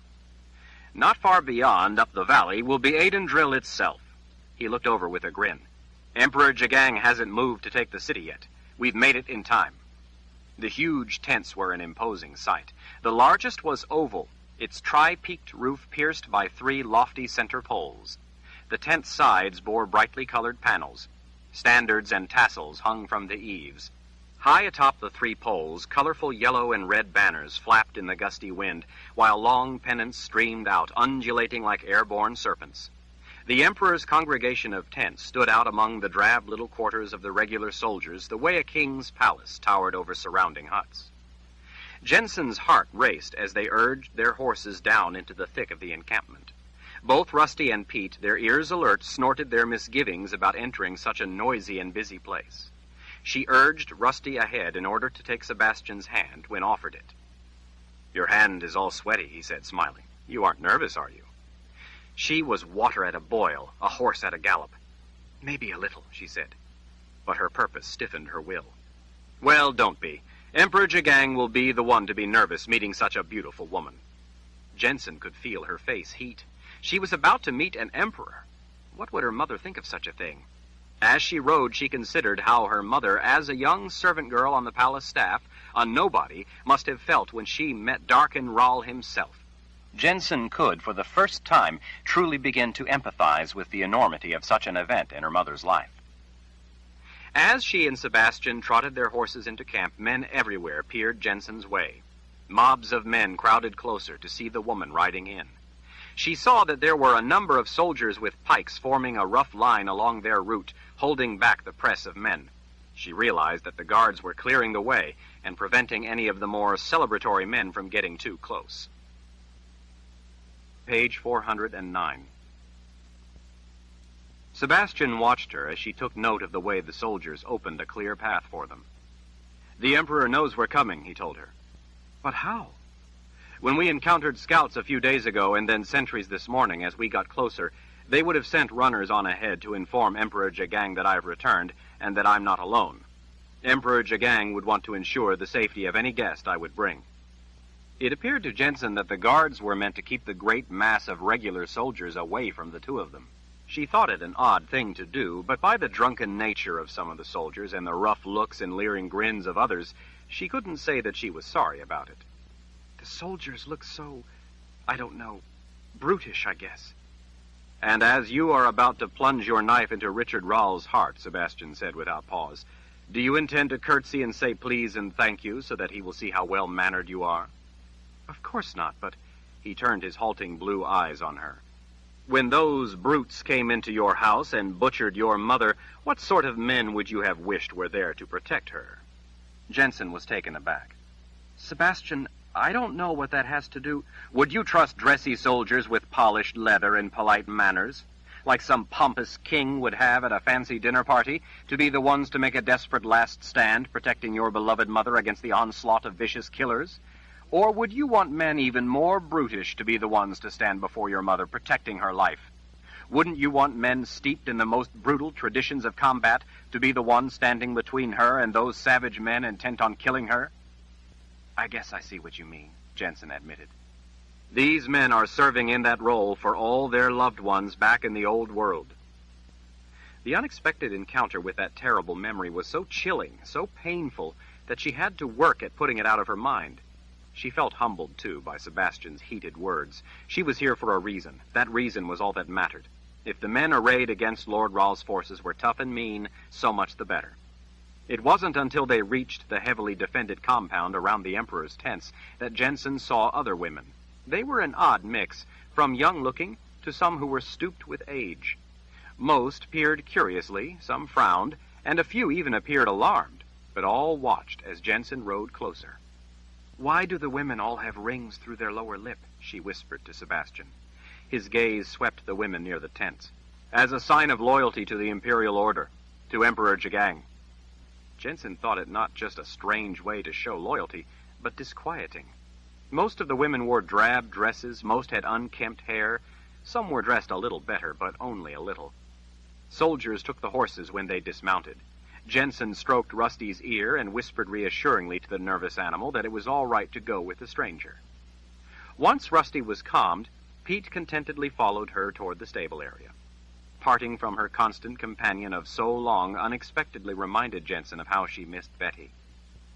The women moved farther into the background as they watched, as if fearing to get too close. Jennsen was used to such behavior. People feared her red hair. It was a rare, warm spring day, and it had intoxicated Jennsen with the promise of more such days. She had forgotten to put her hood up as they came close to the encampment. She started then to put it up, but Sebastian's hand stayed her arm. "It's not necessary." With a tilt of his head, he indicated the women. "Many of them are sisters of the light. They don't fear magic, only strangers entering the Emperor's compound." Jennsen realized then the reason for the strange looks from a number of the women. They were gifted and saw her as a whole in the world. Their eyes were seeing her, but their gift was not. Sebastian wouldn't be aware of that. She had never told him exactly what Althea had explained about the gifted and the offspring of a Lord Rawle. Sebastian had, on more than one occasion, shown a condescending disgust in the details of magic. Jennsen had never felt entirely comfortable talking to him about the specifics of what she had learned from the sorceress, and the even more important things she had figured out on her own. It was all difficult enough for her to reconcile in her own mind, and seemed too personal to reveal to him unless the time and circumstances were right. They never seemed to be. Jennsen forced a smile at the women watching from the shadows of the tent. They stared back. "Why is the Emperor insulated from his men and guarded?" she asked Sebastian. "With this many men, you can never be absolutely certain that one isn't an infiltrator or even a deranged madman who might try to make a name for himself by harming Emperor Jagang. Such a foolish act would deprive us all of our great leader. With so much at risk, We have to take precautions. Jennsen supposed she could understand. After all, Sebastian himself had been an infiltrator in the People's Palace. Had he come across an important man there, he could have done harm. The Daharans were troubled by such a threat. They had even arrested the right man. Fortunately, Jennsen had been able to get him out. How she had been able to accomplish such a thing was part of what she had finally come to terms with, but could never find the right time to share with Sebastian. She didn't think he would understand anyway. He probably wouldn't even believe such a far-fetched notion. Sebastian's arm circled her waist and drew her onward toward two huge, silent men standing guard outside the Emperor's tent. Stepping between the two after they bowed their heads to him, Sebastian lifted aside a heavy doorway curtain covered with gold and silver medallions. Jennsen had never even imagined, much less seen, such a lavish tent. But what she saw as she stepped inside was far more opulent than even the outside suggested. The ground was entirely covered with a variety of rich carpets laid every which way. An assortment of woven hangings, decorated with exotic scenes and elaborate designs, defined the space. Delicate glass bowls, fine pottery, and tall painted vases sat on the polished tables and chests around the room. To the side there was even a tall, glass-fronted bureau filled with painted plates displayed on stands. Colorful pillows in a variety of sizes rimmed the floor. Overhead, openings covered with sheer silk let in muted light. Scented candles shimmered everywhere, while all the carpets and hangings imposed a quiet hush to the air. The place felt sacred. There were women inside, each wearing the ring through her lower lip, busily going about duties. While most appeared absorbed in their work, one of the women, polishing a collection of tall, delicate vases in a measured, methodical manner, coolly watched Jennsen out of the corner of her eye. She was middle-aged, broad-shouldered, and wore a simple floor-length dark gray dress buttoned to her neck. Her gray and black hair was loosely tied back. For the most part, she appeared unremarkable, except for the knowing, self-satisfied smirk that seemed enduringly etched in her face. That look gave Jennsen pause. As their eyes met, the voice stirred, calling Jensen's name in that haunting dead whisper, calling for her to surrender.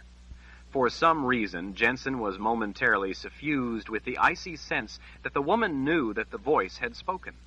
Jennsen dismissed the odd notion, deciding that it was merely due to the woman's expression, which exuded a demeanor of stark superiority. Another woman busied herself brushing at the carpets with a small hand broom. Yet another was replacing candles that had guttered. Other women, some sure to be sisters of the light, hurried in and out of rooms beyond, tending to the collection of pillows, lamps, and even flowers in vases. One thin young man wearing only baggy cotton trousers worked with a comb ordering the fringe of the carpet set before openings into back rooms. Except for the brown-eyed woman polishing the tall vases, they were focused on their work, and none paid any particular notice that visitors had entered the Emperor's tent. Sebastian's arm held her securely as he guided her deeper into the dimly lit room. The walls and ceiling moved and billowed slightly in the wind. Jensen's heart could have pounded no harder were she being led to her own execution. When she realized that her fingers were tightening around the hilt of her knife to check if it was clear in its scabbard, she forced herself to let her hand drop away from it. Near the back of the room sat an ornately carved and gilded chair draped with streamers of red silks. Jennsen swallowed when she finally made herself look at the man sitting there, his elbow on the arm of the chair, his chin held by his thumb, his forefinger resting along the side of his face. He was a thick-necked bull of a man. Flickering candlelight reflecting off his shaved head lent the illusion that he wore a crown of tiny flames. Two long, thin braids of mustache grew down from the corners of his mouth, and another braid grew from the center of his chin. Fine gold chain connected the gold rings through his left nostril and ear, while a collection of much heavier jeweled chains rested in the cleft of muscles on his powerful chest. Each meaty finger was studded with a large ring. The lamb's wool vest he wore had no sleeves, revealing his hefty shoulders and brawny arms. While he didn't appear tall, his muscled mass was nonetheless imposing. But it was his eyes that, despite Sebastian's cautionary description, had her holding her breath. No words could have prepared her for being in the presence of the real thing. His inky eyes had no whites, no irises, no pupils, leaving only glistening dark voids. Yet somber shapes shifted across those dark voids like thunderclouds at midnight. Despite his having no irises or pupils, she was certain beyond any doubt that he was looking directly and intently at her. Jennsen thought her knees might buckle. When he smiled at her, she was sure of it. Sebastian's arm tightened, helping hold her up. He bowed slightly from the waist. "Emperor, I am thankful that the Creator has watched over you and kept you safe." The smile widened. "And you, Sebastian." Jagang's voice matched the look of him, husky, powerful, menacing. He sounded as if he were a man who brooked no weakness or excuses. "It has been a long time, far too long. I'm glad to have you back with me." Sebastian bowed his head toward Jennsen. "Excellency, I have brought an important guest. This is Jennsen." Despite Sebastian's arm around her waist holding her, she slipped free and went to her knees of her own accord, and before trepidation imposed it, she used the occasion to bow forward until her head nearly touched the floor. Sebastian hadn't told her that she was supposed to do so, but she felt an overwhelming fear that it was what she must do. If nothing else, it momentarily relieved her of the obligation of looking into those nightmare eyes. She supposed that a man like this, a warrior who hoped to prevail against the invading force from Dahara, had to be a man of brute strength, iron command, and grim tenacity. Being the emperor of a people hoping to be saved from the threatening shadow of enslavement was a job for a man no less than the one she knelt before. "Your Excellency," she said in a trembling voice toward the floor, "I am at your service." She heard a booming laugh. "Come now, Jennsen, no need for that." Jennsen felt her face going scarlet as she rose with Sebastian's jovial insistence and help. Neither the Emperor nor Sebastian took note of her embarrassment. "Sebastian, where did you ever find such a lovely young woman?" Sebastian's blue eyes beheld her with pride. "It's a long story for another time, Excellency. For now you must know that Jennsen has come to an important determination, one that will bear on us all." Jagang's inky gaze returned to Jennsen in a way that made her heart seem to rise up into her throat. He wore the slightest smile, the smirk of an emperor looking down indulgently on a nobody. "And what would that determination be, young lady?" "Jennsen." An image of her mother lying on the floor of their house, bleeding, dying, flashed into Jennsen's mind. She would never forget her mother's last precious moments of life. The agonizing grief of having to flee without even being able to care for and bury her mother's body still burned unabated in her soul. "Jennsen." Rage flooded in to overwhelm any nervousness at answering an emperor's question. "I intend to kill Lord Rahl," Jennsen said. "I have come to ask for your help."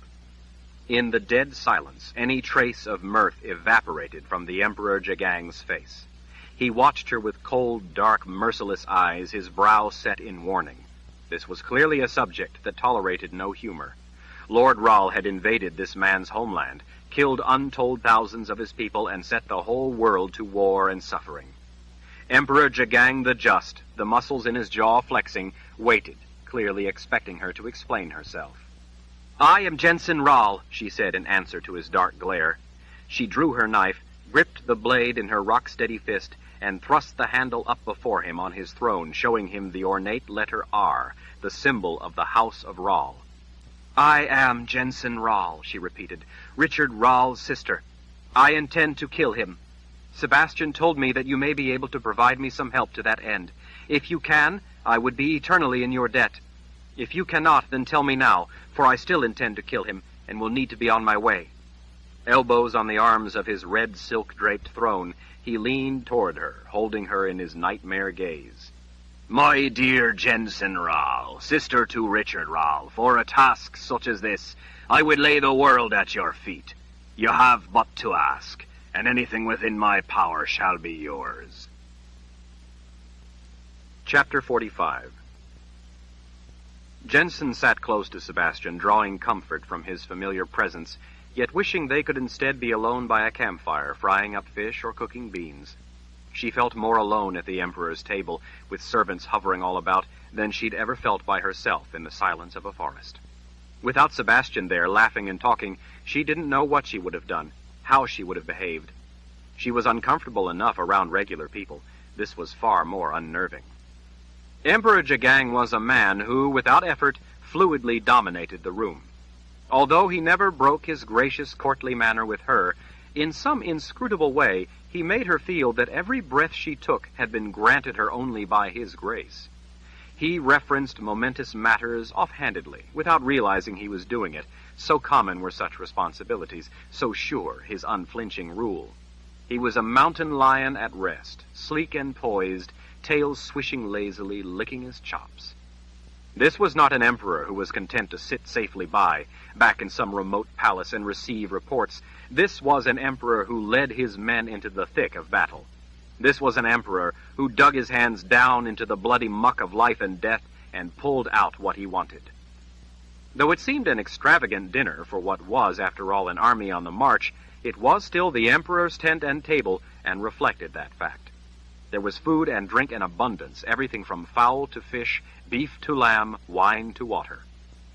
As servants focused on their tasks, rushed in and out with steaming platters of beautifully prepared food, treating her like royalty, Jennsen was struck with a sudden, gut-wrenching glimpse of how her mother, as a lowly, obscure, humble young woman, must have felt as she sat at Lord Ral's table, as she saw such tempting variety and abundance as she had never imagined, while at the same time trembling at being in the presence of a man with the power to sentence death without pausing his meal. Jennsen had little appetite. She pulled dainty strips of meat off of the succulent piece of pork sitting before her on a thick slab of bread and nibbled as she listened to the two men talk. Their conversation was trivial. Jennsen sensed that when she was not around, the two men would have much more to say to each other. As it was, they spoke of acquaintances and caught up on inconsequential matters that had taken place since Sebastian had left the army the previous summer. "What of Aidendrill?" Sebastian asked at last, as he stabbed a slice of meat on the point of his knife. The Emperor twisted a leg off a crispy goose. He planted his elbows on the edge of the table as he leaned forward and gestured vaguely with his prize. "I don't know." Sebastian lowered his knife. "What do you mean?" "I remember the lay of the land. You are but a day or two away." His voice was respectful, but clearly concerned. "How can you march in without knowing what awaits in Aidendrill?" Jagang tore a big bite off the fat end of the goose leg, the bone spanning the fingers of both hands. Grease dripped from the meat and from his fingers. "Well," he said at last, waving the bone over his shoulder before casting it aside on a plate, "we sent scouts and patrols to have a look, but none returned." "None of them?" Concern put an edge on Sebastian's voice. Jagang picked up a knife and sliced off a chunk of lamb from a platter to the side. "None," he said as he stabbed the piece of meat. With his teeth, Sebastian eased the bite off his knife and then set the blade down. He rested his elbows on the edge of the table and folded his fingers together as he considered. "The wizard's keep is in Aidendrill," Sebastian said at last, in a quiet voice. "I saw it when I scouted the city last year. It sits on the side of a mountain overlooking the city." "I remember your report," Jagang answered. Jennsen wanted to ask what a wizard's keep was, but not enough to break her silence while the men talked. Besides, it seemed somewhat self-evident, especially by the ominous tone in Sebastian's voice when he said it. Sebastian rubbed his palms together. "Then may I ask your plan?" The Emperor flicked his fingers in command. All the servants vanished. Jennsen wished she could go with him, go hide under her blanket and be a proper nobody again. Outside, thunder rumbled and occasional gusts of wind drove fits of rain against the tent. The candles and lamps set about the table lit the two men and the immediate area, but left the soft carpets and walls in near darkness. Emperor Jagang glanced briefly at Jennsen before directing his inky gaze to Sebastian. "I intend to move in swiftly, not with the whole army, as I believe they will expect, but with a small enough force of cavalry to be maneuverable, yet large enough to maintain control of the situation. Of course, we will take a sizable contingent of the gifted." In the span of those brief words, the mood had turned deadly serious. Jennsen sensed that she was silent witness to the pivotal moments of a momentous event. It was frightening to think of the lives that hung in the balance of the words these two men spoke. Sebastian weighed the Emperor's words for a time before speaking. "Do you have any idea how Aidendrill wintered?" Jagang shook his head. He pulled a chunk of lamb off the point of his knife and spoke as he chewed. The Mother Confessor is many things. Stupid is not one of them. She would have known for a long time by the direction of our push, by the movements she's observed, by the cities that have already fallen. The path we have chosen. By all the reports and information she would have gathered that with spring I will move on Aidendrill. I've given them a good long time to sweat as they ponder their fate. I suspect that by now they're all shaken in their boots, but I don't think she has the heart to flee. You think that Lord Ral's wife is there? Jennsen blurted out in astonishment. In the city? The Mother Confessor herself? Both men paused and gazed at her. The tent was silent. Jennsen shrank. Forgive me for speaking. The Emperor grinned. Why should I forgive you? You've just stuck a knife in the prize goose and called it true. With his blade, he gestured toward Sebastian. You brought a special woman, a woman with a good head on her shoulders. Sebastian rubbed Jensen's back, and a pretty head at that. Jagang's black eyes gleamed as he watched her. Yes, indeed. His fingers blindly scooped olives from a glass bowl to the side. So, Jennsen Ral, what is your thinking about all this? Since she had already spoken, she couldn't now decline to answer. She gathered herself and considered the question. Whenever I was hiding from Lord Ral, I would try not to do anything that would let him know where I was. I tried to do everything I could to keep him blind. Maybe that's what they are doing too, trying to keep you blind. That's what I was thinking, Sebastian said. If they're terrified, they might try to eliminate any scout or patrol in order to make us think that they're more powerful than they are and to conceal any defensive plans. And keep at least some element of surprise on their side, Jennsen added. My thought too, Jagang said. He grinned at Sebastian. Small wonder you would bring me such a woman. She is a strategist too. Jagang winked at Jennsen, then rang a bell to the side. A woman, the one in the gray dress and tied-back gray and black hair, appeared at a distant opening. Yes, Excellency. Bring the young lady some fruits and sweetmeats. As she bowed and left, the Emperor turned serious again. That's why I believe it best to take a smaller force than they are sure to expect, one able to maneuver quickly in response to what defenses they try to catch us up in. They may be able to overpower our small patrols, but not a sizable force of cavalry and gifted. If need be, we can always pour men into the city. After a winter of sitting on their behinds, they would be more than happy to be unleashed. But I'm reluctant to start out with what those in Aidendrill are expecting. Sebastian was idly poking a thick slab of roast beef with his knife as he considered. She might be in the Confessor's palace.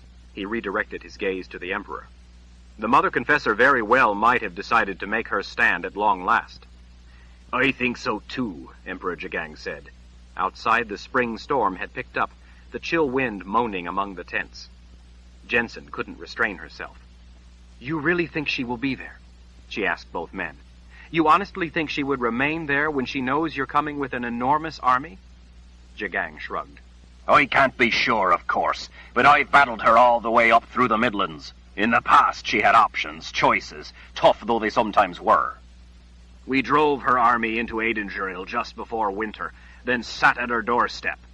Now she and her army have run out of choices, and with the mountains all around, places to flee. Even she knows that a time comes when the choice you're given must be faced. I think this may be where she chooses to at last stand and fight. Sebastian stabbed a portion of meat. It sounds too simple. Of course it does, Jagang said. That's why I must consider that she may have decided to do it. Sebastian gestured north with the red piece of meat on the point of his blade. She may have pulled back into the mountains and left only enough men to take out scouts and patrols to keep you blind, as Jennsen suggested. Jagang shrugged. Possibly. She is a woman who is impossible to predict. But she's running out of places to pull back to. Sooner or later there will be no ground left.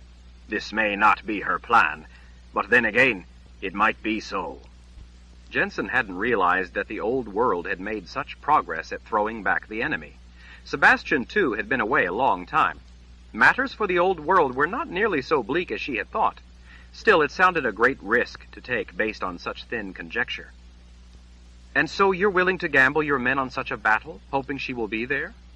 Gamble? Jagang sounded amused by the suggestion. Don't you see, it isn't really a gamble at all. Either way, we have nothing to lose. Either way, we will have Aidendrill. In so doing, we finally cleave the Midlands, thus cleaving the entire New World in two. Cleave and conquer is the path to victory. Sebastian licked the blood from his knife. You know her tactics better than I, and are better able to predict what her next will be. But as you say, whether she decides to stand with her people or leaves them to their fate, we will have the city of Aidendrill and the seat of power in the Midlands. The Emperor stared off. That bitch has killed hundreds of thousands of my men. She has always managed to stay one step ahead of me, to stay out of my grip, but all the while she was backing toward the wall. This wall. He looked up in cold rage. May the Creator grant that I have her at last. His knuckles were white around the handle of his knife, his voice a deadly oath. I will have her, and I will settle the score, personally. Sebastian measured the look in the Emperor's dark eyes. Then perhaps we are near to the final victory, in the Midlands at least. With the Midlands won, the fate of Dahara will be sealed. He held his knife up. And if the Mother Confessor is there, then Lord Rahl very well might be too. Jennsen, thoughts tumbling through her mind, looked from Sebastian to the Emperor. You mean you think that her husband, Lord Rahl, is there too? Jagang's nightmare gaze turned toward her as he grinned wickedly. Exactly, darling. Jennsen felt a chill run up her spine at the murderous look in his eyes. She was grateful to the good spirits that she was on this man's side and not his enemy. Still, she had to voice the vital information Tom had told her. She felt a stab of anguish, wishing it had been someone other than Tom who had confirmed it for her, but it was Sebastian who was really the first one to have told her about it. Lord Rahl can't be there in Aidendrill. Both men stared at her. Lord Rahl is far to the south. Jagang frowned. To the south? What do you mean? He's in the old world. Are you sure? Sebastian asked. Jennsen puzzled at him. You told me so yourself, that he led his army of invasion into the old world. A look of recollection came over Sebastian's face. Yes, of course, Jen, but that was long before I even met you. Way back before I left our troops that I had heard those reports. That was a long time ago. But I know he was in the old world after that. What do you mean? Jagang asked in a gravelly growl. Jennsen cleared her throat. The bond. The Daharan people feel a bond to the Lord Rahl. And do you feel the bond? Jagang asked. Well, no, it just isn't strong enough in me.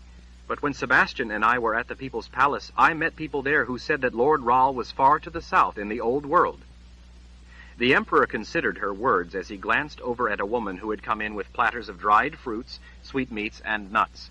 She worked at a distant side table, apparently not wanting to come any closer and disturb the Emperor and his guests. But, Jen, you heard that last winter when we were at the palace. Have you heard anyone with the bond confirm it since then? Jennsen shook her head. I guess not. If the Mother Confessor intends to make her stand in Aidendrill, Sebastian said thoughtfully, then it's possible, since we last had this report of him to the south, that he's come north to stand by the Mother Confessor. Jagang leaned in low over the bloody meat before him. Those two are like that, evil to the end. I've dealt with them both for a long time now. I know from experience that if there's any way for them to be together, they will be, even if it's in death. The implications were staggering. Then we might have him, Jennsen whispered, almost to herself.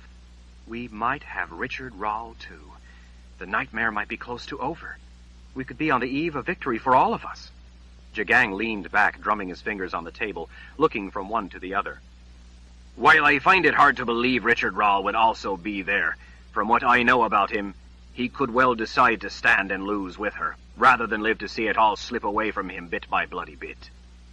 Jennsen felt an unexpected pang at the thought of the two of them standing together as the end came. It was completely out of character for Lord Rahl to care for any woman, much less to stand by one as she was about to lose the war for her homeland, and her life as well. Lord Rahl would be more concerned about preserving his own life and land. Still, the thought of him being this close was too tantalizing to dismiss, and had her pulse racing. If he is this close, then I wouldn't need the help of the Sisters of the Light. I wouldn't need a spell. I would only have to get a little closer, to be with you when you make your drive into the city. Jagang's grim, humorless smile was back. You will ride with me. I will deliver you to the Confessor's palace. His knuckles were white around his knife again. I want them both dead. I will see to the Mother Confessor personally. I grant you permission to be the one to plunge your knife into Richard Rahl. Jennsen felt a wild swing of emotion, from giddy elation that the deed was close at hand to sickening horror. For an instant, she doubted she could really carry out such a grisly, cold-blooded act. Jennsen. But then she remembered her mother lying in a pool of blood on the floor of their home, bleeding to death from those awful, ripping stab wounds, her severed arm not far away, a house full of Lord Rahl's brutes standing over her. Jennsen remembered her mother's eyes as she lay dying. She remembered how helpless she felt as her mother's life slipped away. The horror of it was as fresh as ever. The rage was as white-hot as ever. Jennsen lusted to plunge her knife into her bastard brother's heart. That was all she wanted. In the searing haze of righteous anger, as she saw herself slamming the knife into Richard Rahl's chest, she only distantly heard Jagang speak. But why is it you wish to kill your brother? What is your reason, your purpose? Grushdeva, she hissed. Behind her, Jennsen heard a glass vase hit the floor and shatter. The sound startled her back to where she was. The Emperor frowned at the woman off in the shadows. Her brown eyes were fixed on Jennsen. I apologize for Sister Perdita's clumsiness, Jagang said as he glared at the woman. Forgive me, Excellency, the woman in the dark gray dress said as she backed out between the hangings, bowing all the way. The Emperor's frown turned back to Jennsen. Now, what was it you said? Jennsen hadn't the slightest idea. She knew she'd said something, but she wasn't sure what. She thought that maybe her grief had tied her tongue in knots right when she went to answer. Her sorrow returned like a great grim weight on her shoulders. You see, Excellency, Jennsen said as she stared down at her uneaten dinner, all my life, my father, Darken Rahl, has been trying to murder me because I was his ungifted offspring. When Richard Rahl killed him and assumed rule over Dahara, he took up in his father's place, and part of that place was to murder his ungifted siblings. But in this duty he was even more vicious than his father had been. Jennsen looked up through watery vision. Just after I met Sebastian, my brother's men finally caught up with us. They brutally murdered my mother. If not for Sebastian being there, they would have had me too. Sebastian saved my life. I intend to kill Richard, because if I don't, I can't ever be free. He will always send men to hunt me. Besides saving my life, Sebastian helped me to see that. Perhaps even more importantly, I must avenge the murder of my mother if I am ever to be at peace. Our purpose is the welfare of our fellow man. Your story saddens me, and is the very reason we fight to eradicate the blight of magic. The Emperor finally shifted his gaze to Sebastian. I am proud of you for helping this fine young woman. Sebastian had turned moody. She knew how ill at ease he felt under the weight of praise. She wished he could feel proud about his accomplishments, his importance, his stature with the Emperor. He laid his knife down across the scraps of his meal. Just doing my job, Excellency. Well, Jagang said with an encouraging smile, I'm glad you've returned in time to see the culmination of your strategy. Sebastian leaned back, nursing a mug of ale. Don't you want to wait for Brother Nariv? Shouldn't he be here to witness it, if this turns out to be the blow that ends it? With a thick finger, Jagang pushed an olive around in a little circle on the table. It was a time before he spoke quietly without looking up. I've not heard from Brother Nariv since Altur-Rang fell. Sebastian came up against the table. What? Altur-Rang fell? What do you mean? How? When? Jennsen knew that Altur-Rang was the Emperor's homeland, the city he came from. Sebastian had told her that Brother Nariv and the Fellowship of Order were there, in that great shining city of hope for mankind. A great palace would be built there in homage to the Creator, and as a symbol to solidify the unity of the old world. I received reports not long ago that enemy forces overran the city. Altur-Rang is very distant, and it was cut off. Partly because of winter, the reports were a very long time in reaching me. I await news. Given this inauspicious turn of fate, I don't think it wise to wait for Brother Nariv to make it up here. He will be busy throwing the invaders back. If the Mother Confessor and Richard Rahl are in Aidendril, we must not wait. We must strike back swiftly and with withering force. Jennsen laid a sympathetic hand on Sebastian's forearm. That must have been what you told me about. When I first met you, and you told me that Lord Rahl was invading your homeland, that must have been what he was after. All Rang. Sebastian stared at her.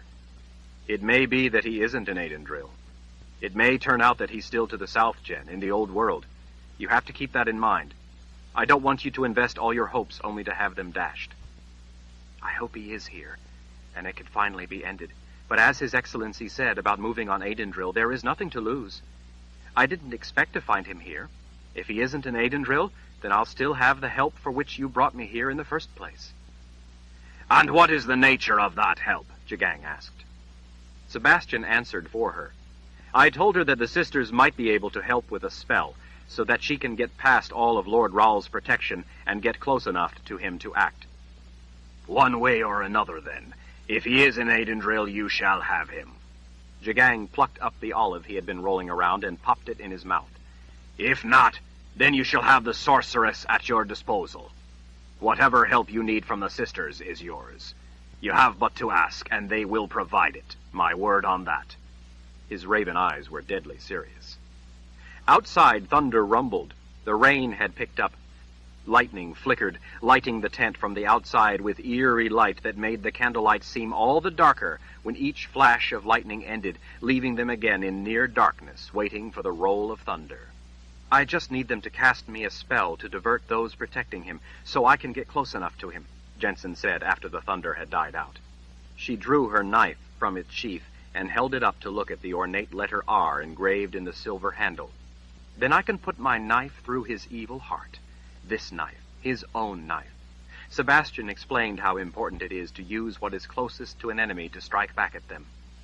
Sebastian has spoken wisely. That is our way. And why, with the Creator's guidance, we will prevail. Let us pray that we at last have them both, and it can finally be ended, that the scourge of magic will finally be ended, and that mankind will at last be allowed to live in peace as the Creator intended. Jennsen and Sebastian both nodded at the invocation. If we catch them in Aidendrill, Jagang said, looking her in the eyes, I promise that you will be the one to put your blade through his heart, so that your mother may finally rest in peace. Thank you, Jennsen whispered in gratitude. He didn't ask how she could accomplish such a task. Maybe the conviction in her voice had betrayed the fact that there was more to this than he knew, that she had some special advantage that would enable her to accomplish such a thing. And there was more to this than he knew, or Sebastian knew. Jennsen had been thinking long and hard about it, putting all the various elements together. Her whole life had been devoted to thinking about this problem, but in the past her thoughts always revolved around how insoluble it was, how it was only a matter of time until Lord Rahl caught her and the nightmare began in earnest. She had always been focused on the problem.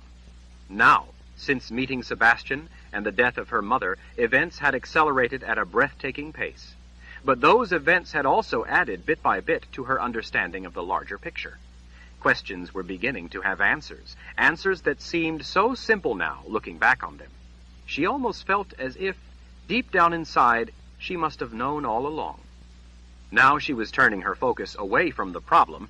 She was beginning to think in terms of the solution. Jennsen had learned a great deal from Althea, as it turned out more even than the sorceress knew she was revealing.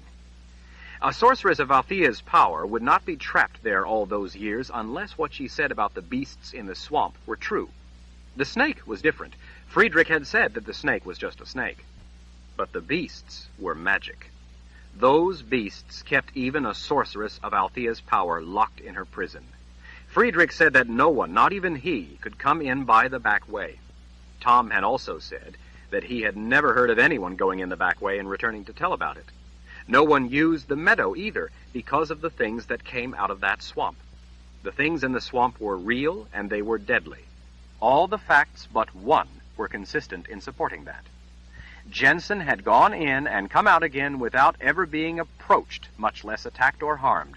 She had seen nothing of any beasts created from the very substance of the gift. That was the one piece that hadn't fit at the time. It did now. There had been other indications, too, such as in the People's Palace, when Jennsen had touched Nida's Aegil without it harming her. It had certainly harmed both Sebastian and Captain Lerner. Nida had been dumbstruck. She had said that not even Lord Rahl was immune to the touch of an Aegil. Jennsen was. And Jennsen had been able to bend Nida's will to helping, rather than what by all rights she should have done, which was to stop this stranger who couldn't be touched with the power of an Aegil, stopped a woman who raised so many unanswered questions until it all could be sorted out and confirmed. Even when Nathan Rahl tried to stop her, Jennsen had been able to get Nida to help protect her from a gifted Rahl. Jennsen knew now that it was more than just a good bluff. A bluff might have been the kernel, but there was much more wrapped around it. All of those things and more over the course of the long and difficult journey to Adendril had at last come together so that Jennsen finally saw the true extent of her unique status and why she was the one to kill Richard Rahl. Jennsen had come to understand that she was the only one able to do this, that she was born to do this, because, in a central, critical, cardinal way, she was invincible. She knew now that she had always been invincible. Chapter 46. From atop Rusty, the chill, gusty breeze ruffling her hair, Jennsen gazed off at the splendor of the Confessor's palace, crowning a distant rise. Sebastian sat beside her on a nervous peat. Emperor Jagang, his magnificent, dappled gray stallion pawing the road, waited on the other side of Sebastian, a cadre of officers and advisors huddled close, but silent. Jagang's forbidding scowl was fixed on the palace. Dark, menacing shapes like a gathering storm drifted across the surface of his black eyes. The advance into Adendril had, so far, been unlike anything anyone had expected, leaving everyone tense and on edge. Arrayed behind was a contingent of Sisters of the Light who kept to themselves, apparently concentrating on matters of magic. Although none of the sisters as of yet had had the chance to speak to Jennsen, they were all acutely aware of her and kept a close eye on her. Yet more of them had ridden off in various directions as the Emperor had led the detachment of Imperial Order cavalry, like some dark floodwater, across farms, roads, and hills, around buildings and barns, ever onward up roads, and then in around buildings to seep into the outermost fringes of Adendril. The great city now lay spread out before them, silent and still. The night before, Sebastian had slept fitfully. Jennsen knew because on the eve of such a momentous battle, she had slept hardly at all. Yet with the thought of finally being able to use the knife sheathed at her belt, she was wide awake. Behind the sisters, more than 40,000 of the Imperial Order's elite cavalry waited, some with pikes and lances poised at the ready, some with swords or axes in hand. Each wore a ring through his left nostril, while most wore beards, and some had long, dark, greasy hair, with good luck charms tied in. There were quite a few with shaved heads, apparently out of open fealty to Emperor Jagang. They were all a tightly coiled spring, destroyers poised to storm into the city. Besides being elite members of the cavalry, trusted officers, or Sisters of the Light, every person there, except Jennsen and Sebastian, had one essential thing in common. They knew the Mother Confessor by sight. From what Jennsen was able to gather, the Mother Confessor had led raids on the Order's camp and had been at battles where she had been seen by a number of the men as well as the sisters. All those chosen to ride into Adendril with the Emperor had to know the Mother Confessor by sight. Jagang didn't want her slipping out of their snare by hiding in crowds of people or escaping by pretending to be a lowly washwoman.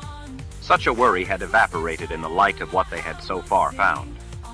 Chilled not only by the breeze, but by the lust for battle gleaming in the soldier's eyes, Jennsen gripped the horn of her saddle tight in an attempt to make her hand stop trembling. Jennsen. For the 100th time that morning, she checked that her knife was clear in its scabbard. After reassuring herself, she pressed it back down, feeling the satisfying metallic click as it seated. She was there with the army because she was a part of this, with a job to do. Surrender. She thought about the irony of how this was the very knife that Lord Rahl had given a man he sent to kill her, and now she was bringing that same knife, a thing close to him, back to defeat him. At last, she was the hunter, and not the hunted. Whenever she felt her courage waver, she had but to think of her mother, or Althea and Friedrich, or Althea's sister Lethea, or even Jennsen's unknown half-brother, the rogue moss healer Dreffen. So many lives had been ruined or forfeit because of the House of Rahl, because of Lord Rahl, first her father, Darken Rahl, and now her half-brother, Richard Rahl. Surrender your will, Jennsen. Surrender your flesh. "Leave me be," she snapped, annoyed that the voice wouldn't leave her alone, and at having to repeat it so often when she had important things on her mind. Sebastian frowned over at her. "What?"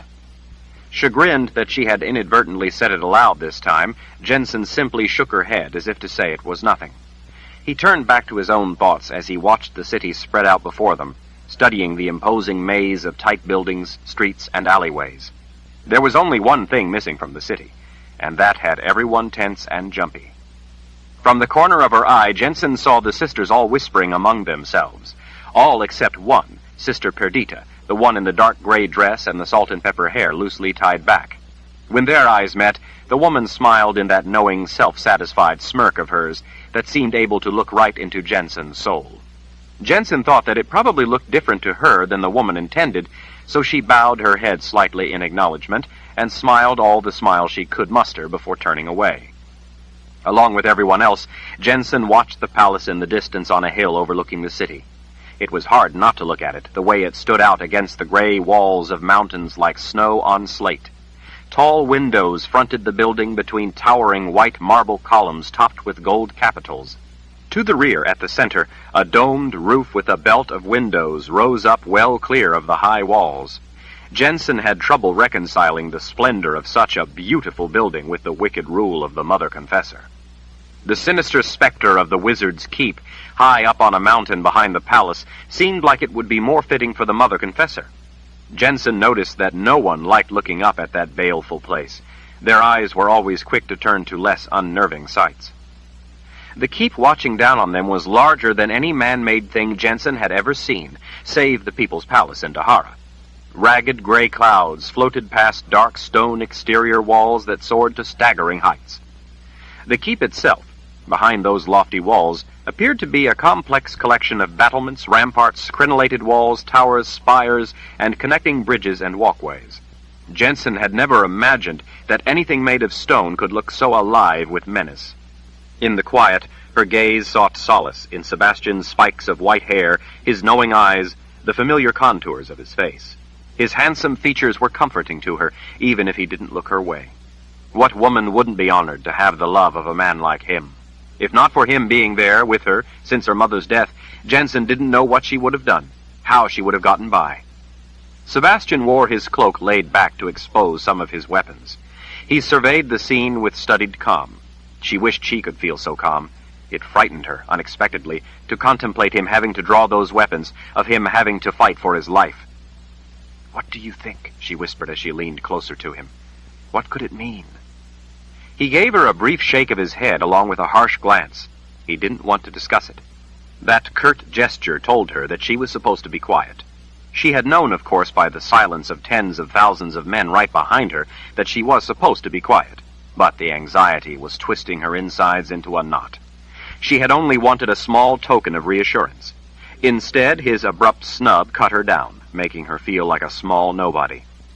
She knew that he had important things on his mind, but his brusque dismissal still stung like a slap, especially after the night before when he had so desperately wanted her comfort, wanted her as fiercely as he had ever wanted her. She had understood.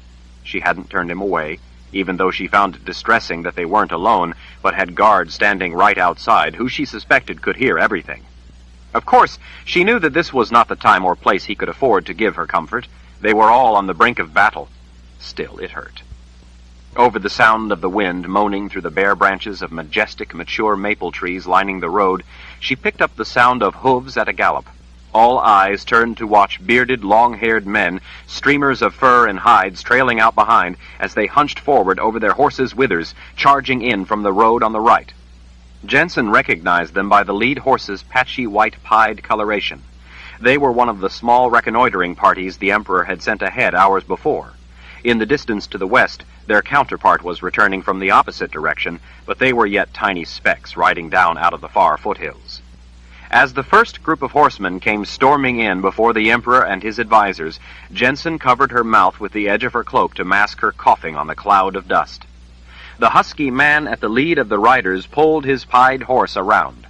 His greasy strings of hair whipped around like the horse's white tail. "Nothing, Excellency." Jagang, looking in a foul mood and near the end of his patience, shifted his weight in his saddle. "Nothing." "No, Excellency, nothing. No sign of troops anywhere to the east, or on the far side of the city, or all the way up the slopes of the mountains. Nothing.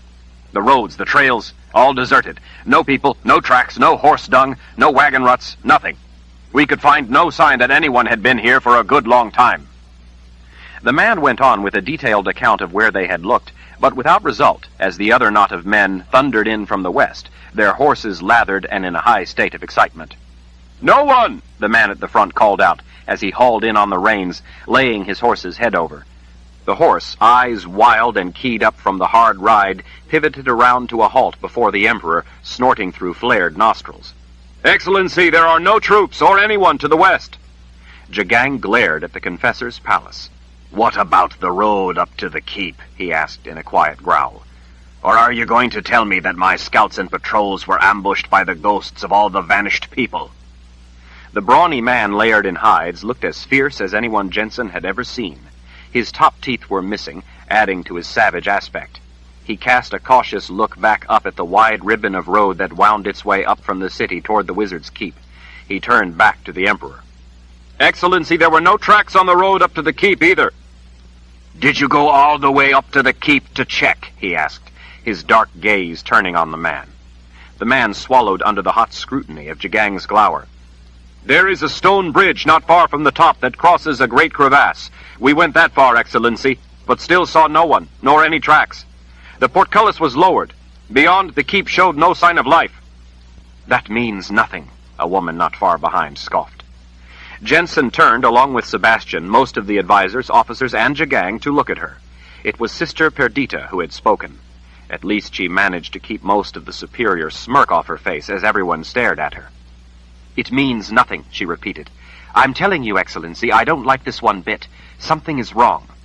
"Something like what?" Jagang asked, his voice low and surly. Sister Perdita left the company of several dozen Sisters of the Light and walked her horse forward to speak more privately to the Emperor. "Excellency," she said only after she was close, "have you ever walked into a wood and realized that there were no sounds, when there should be? That it had suddenly gone quiet?" Jennsen had. She was struck by how accurately the sister had hit upon the peculiar uneasy feeling she was having, a kind of portent to doom, yet without definable cause, that made the fine hairs at the back of her neck stand on end like when she would be lying in her bedroll almost asleep, and every insect all at once went silent. Jagang glared at Sister Perdita. "When I walk into a wood or anywhere, it always goes silent."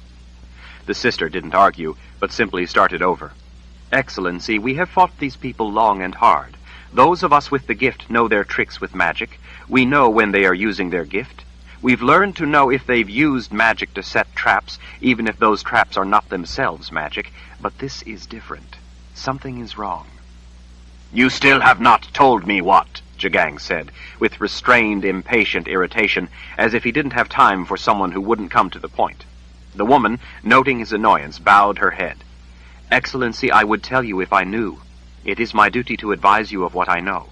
We can detect no magic being used. None.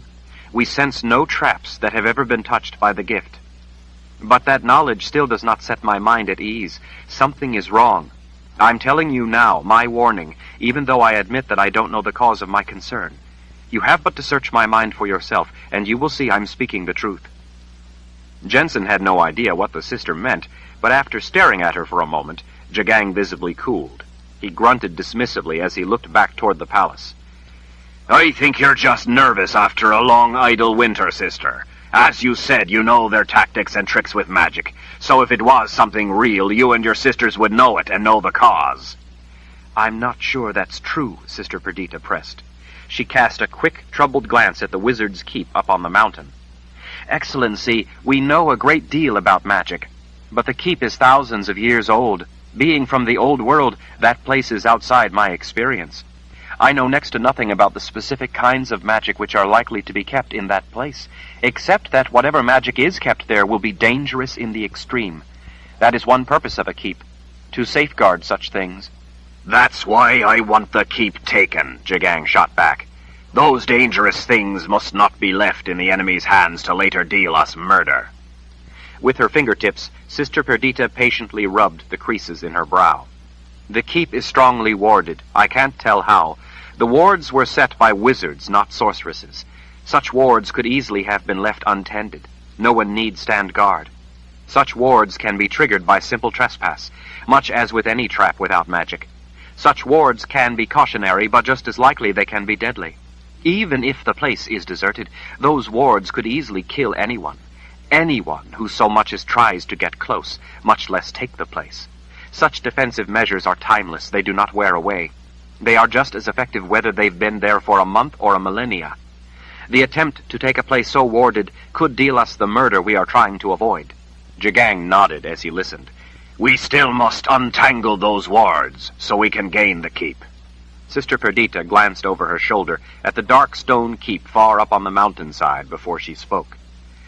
Excellency, as I have often tried to explain, our degree of ability and aggregate power doesn't mean we can untangle or defeat those wards. Such a thing is not directly relational. A bear, strong as he is, can't open a lock on a strong box. Strength isn't necessarily the key to such things. I'm telling you that I don't like this, that something is wrong. You have told me only that you are afraid.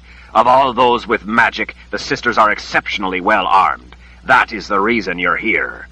Jagang leaned toward the woman, his patience appearing to be at an end.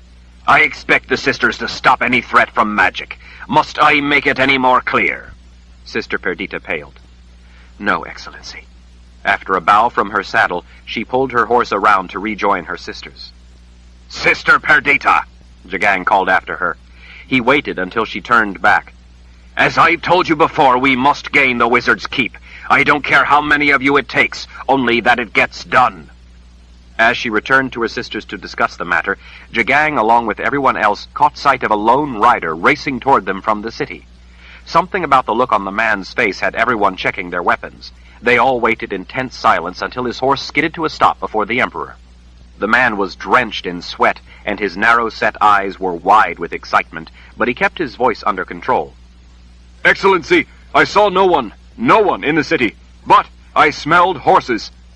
Jennsen saw apprehension etched on the faces of the officers at this further confirmation of their disbelief of the preposterous notion that the city was deserted.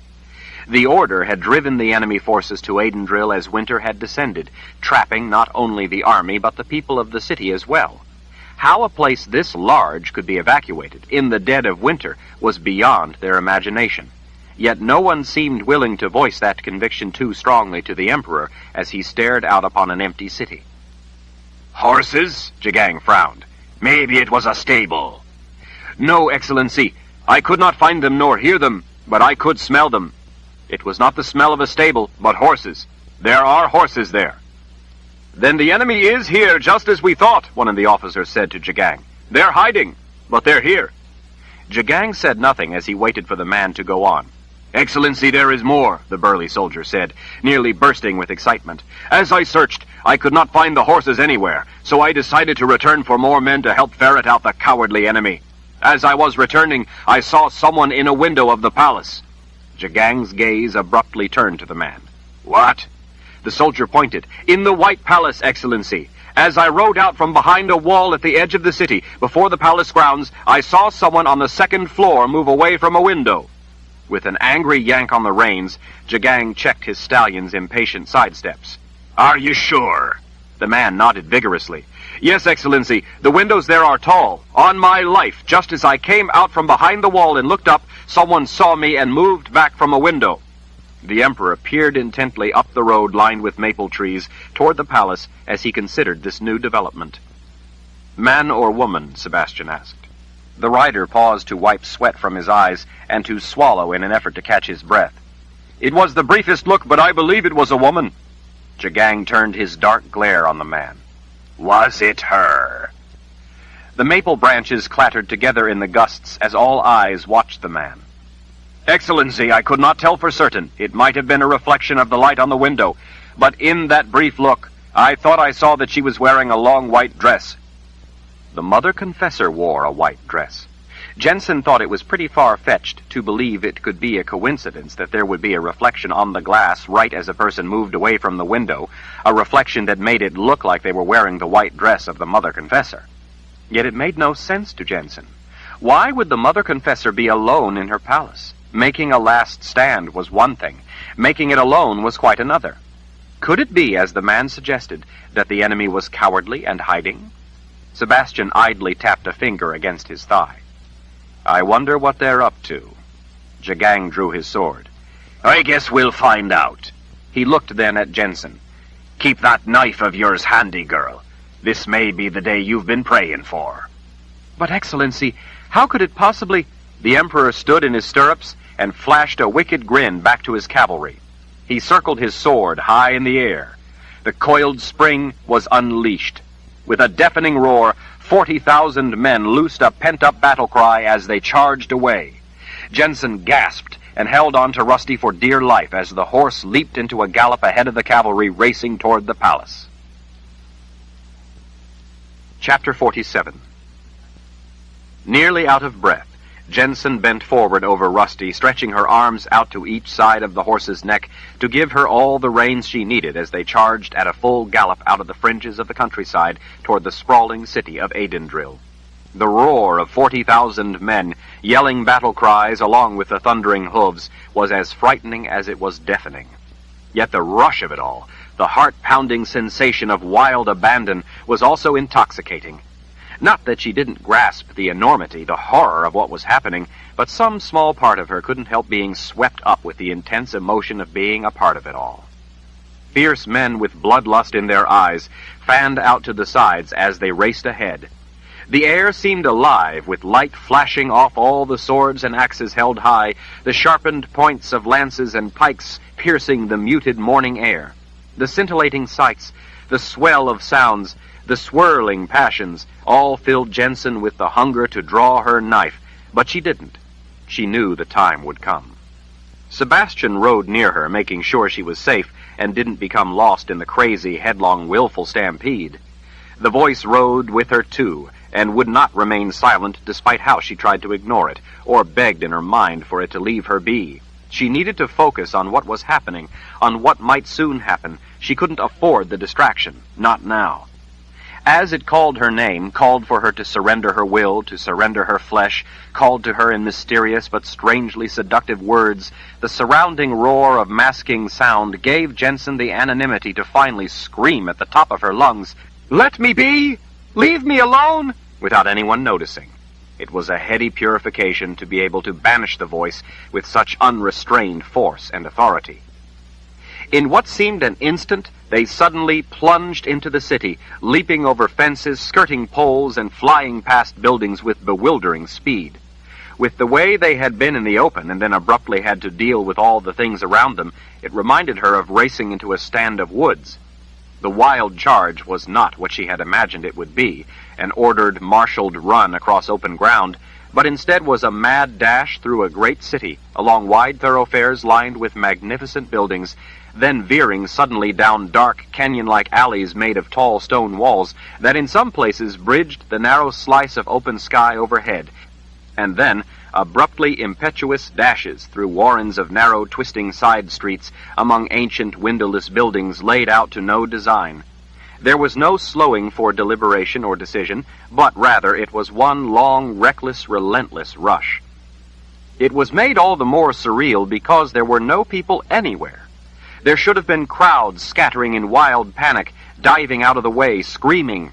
In her mind's eye, she overlaid scenes she had seen in cities before. Peddlers pushing carts with everything from fish to fine linen, shopkeepers outside their businesses tending tables of bread, cheese, meat, wine, craftsmen displaying shoes, clothes, wigs, and leather goods, windows filled with wares. Now all those windows were strangely empty, some boarded up, some just left as if the owner would be opening any minute. All the windows lining their route stood empty. Streets, benches, parks were mute witness to the onslaught of cavalry.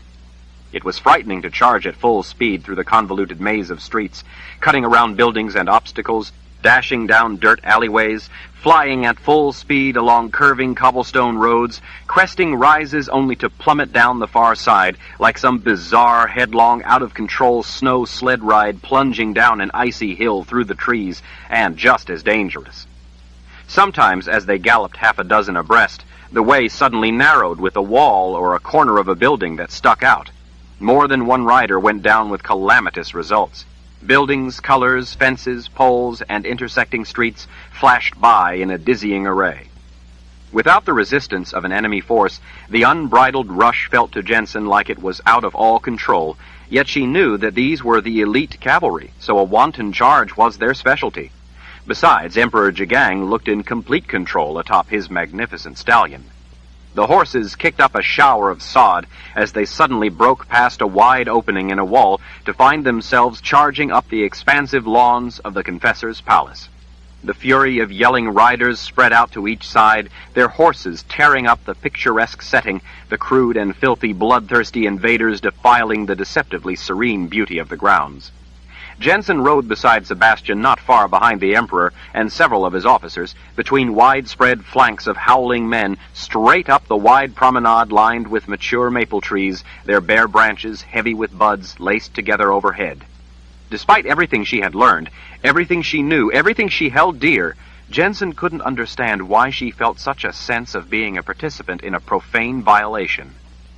The impression melted away as she focused her attention instead on something she spotted ahead.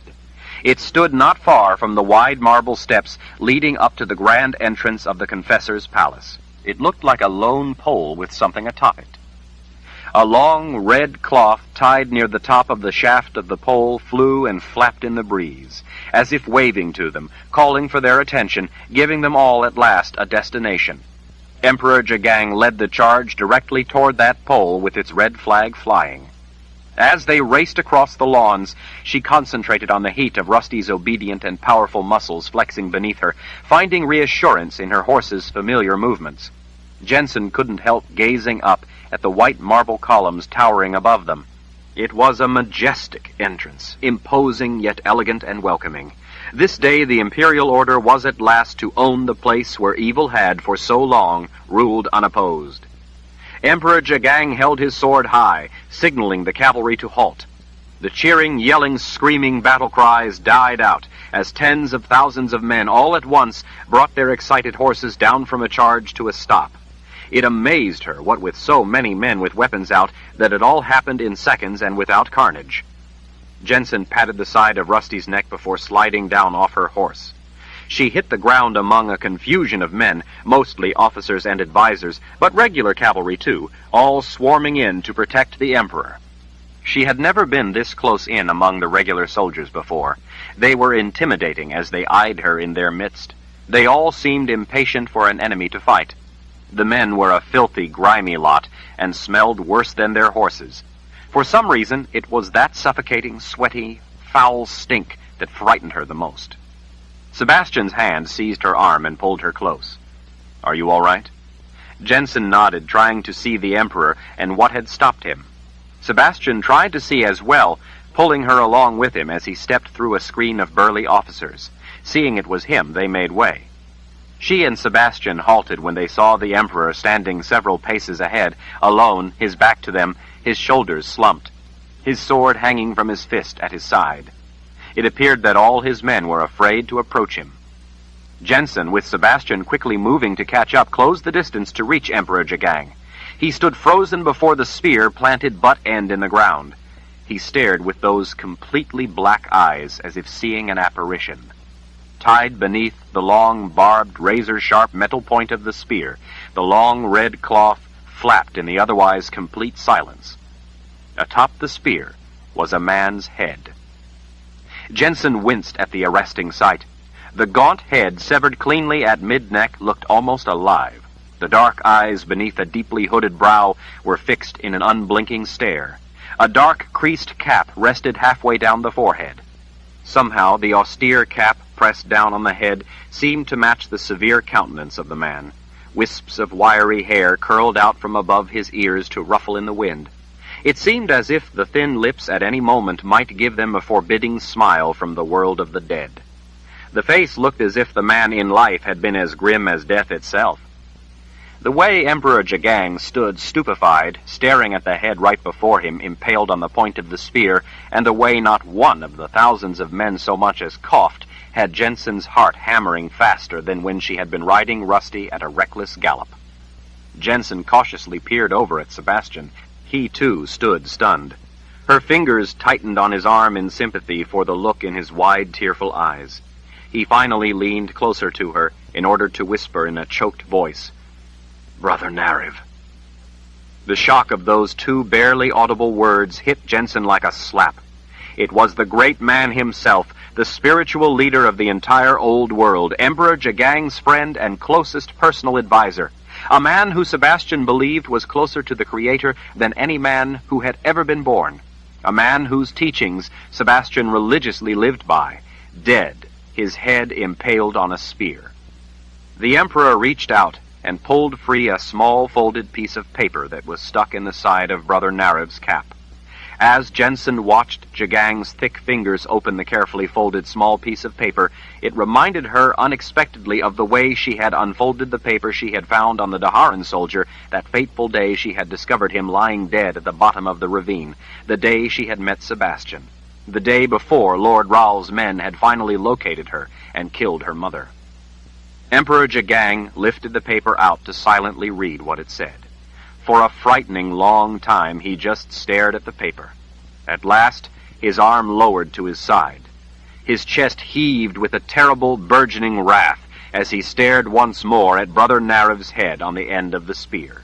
In a smoldering voice bitter with indignation, Jagang repeated the words from the note just loud enough for those standing close to hear. "Compliments of Richard Ral." The stiff wind moaned through a stand of nearby trees. No one said a word as they all waited on Emperor Jagang for direction. Jennsen's nose wrinkled at a foul smell.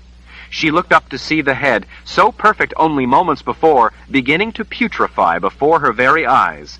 The flesh sagged heavily, the bottom eyelids drooped, revealing their red undersides, the jaw sank, the thin line of the mouth opened, almost looking as if the head were letting out a scream. Jennsen, along with everyone else, including Emperor Jagang, took a step back as the flesh of the face decayed in sudden, ghastly ruptures, revealing festering tissue beneath. The tongue swelled as the jaw dropped lower. The eyeballs sank forward out of their sockets as they shriveled. Reeking flesh fell away in clumps.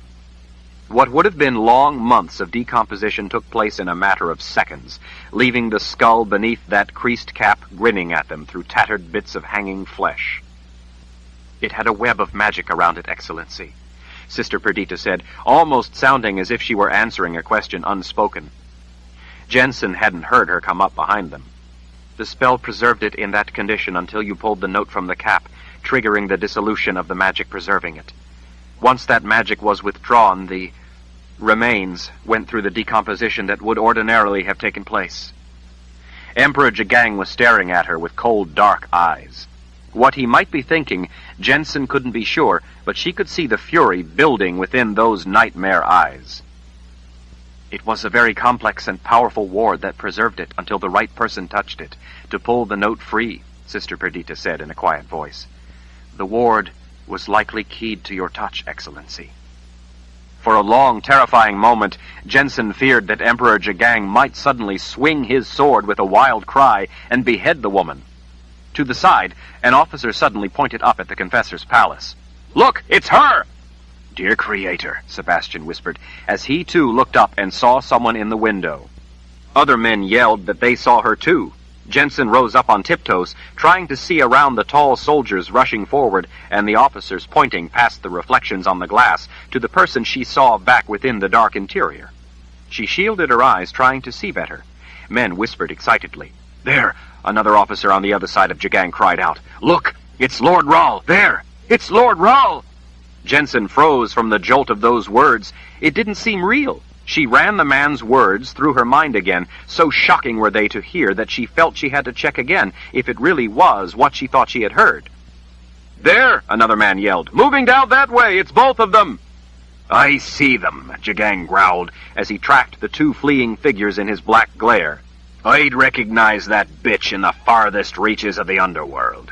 And there, Lord Rahl is with her. Jennsen could catch only fleeting flashes of two figures racing away past windows. Emperor Jagang sliced the air with his sword, signaling his men. Surround the palace so they can't escape. He turned to his officers. I want the assault company to come with me, and a dozen sisters. Sister Perdita, stay with the sisters out here. Don't let anyone get by you.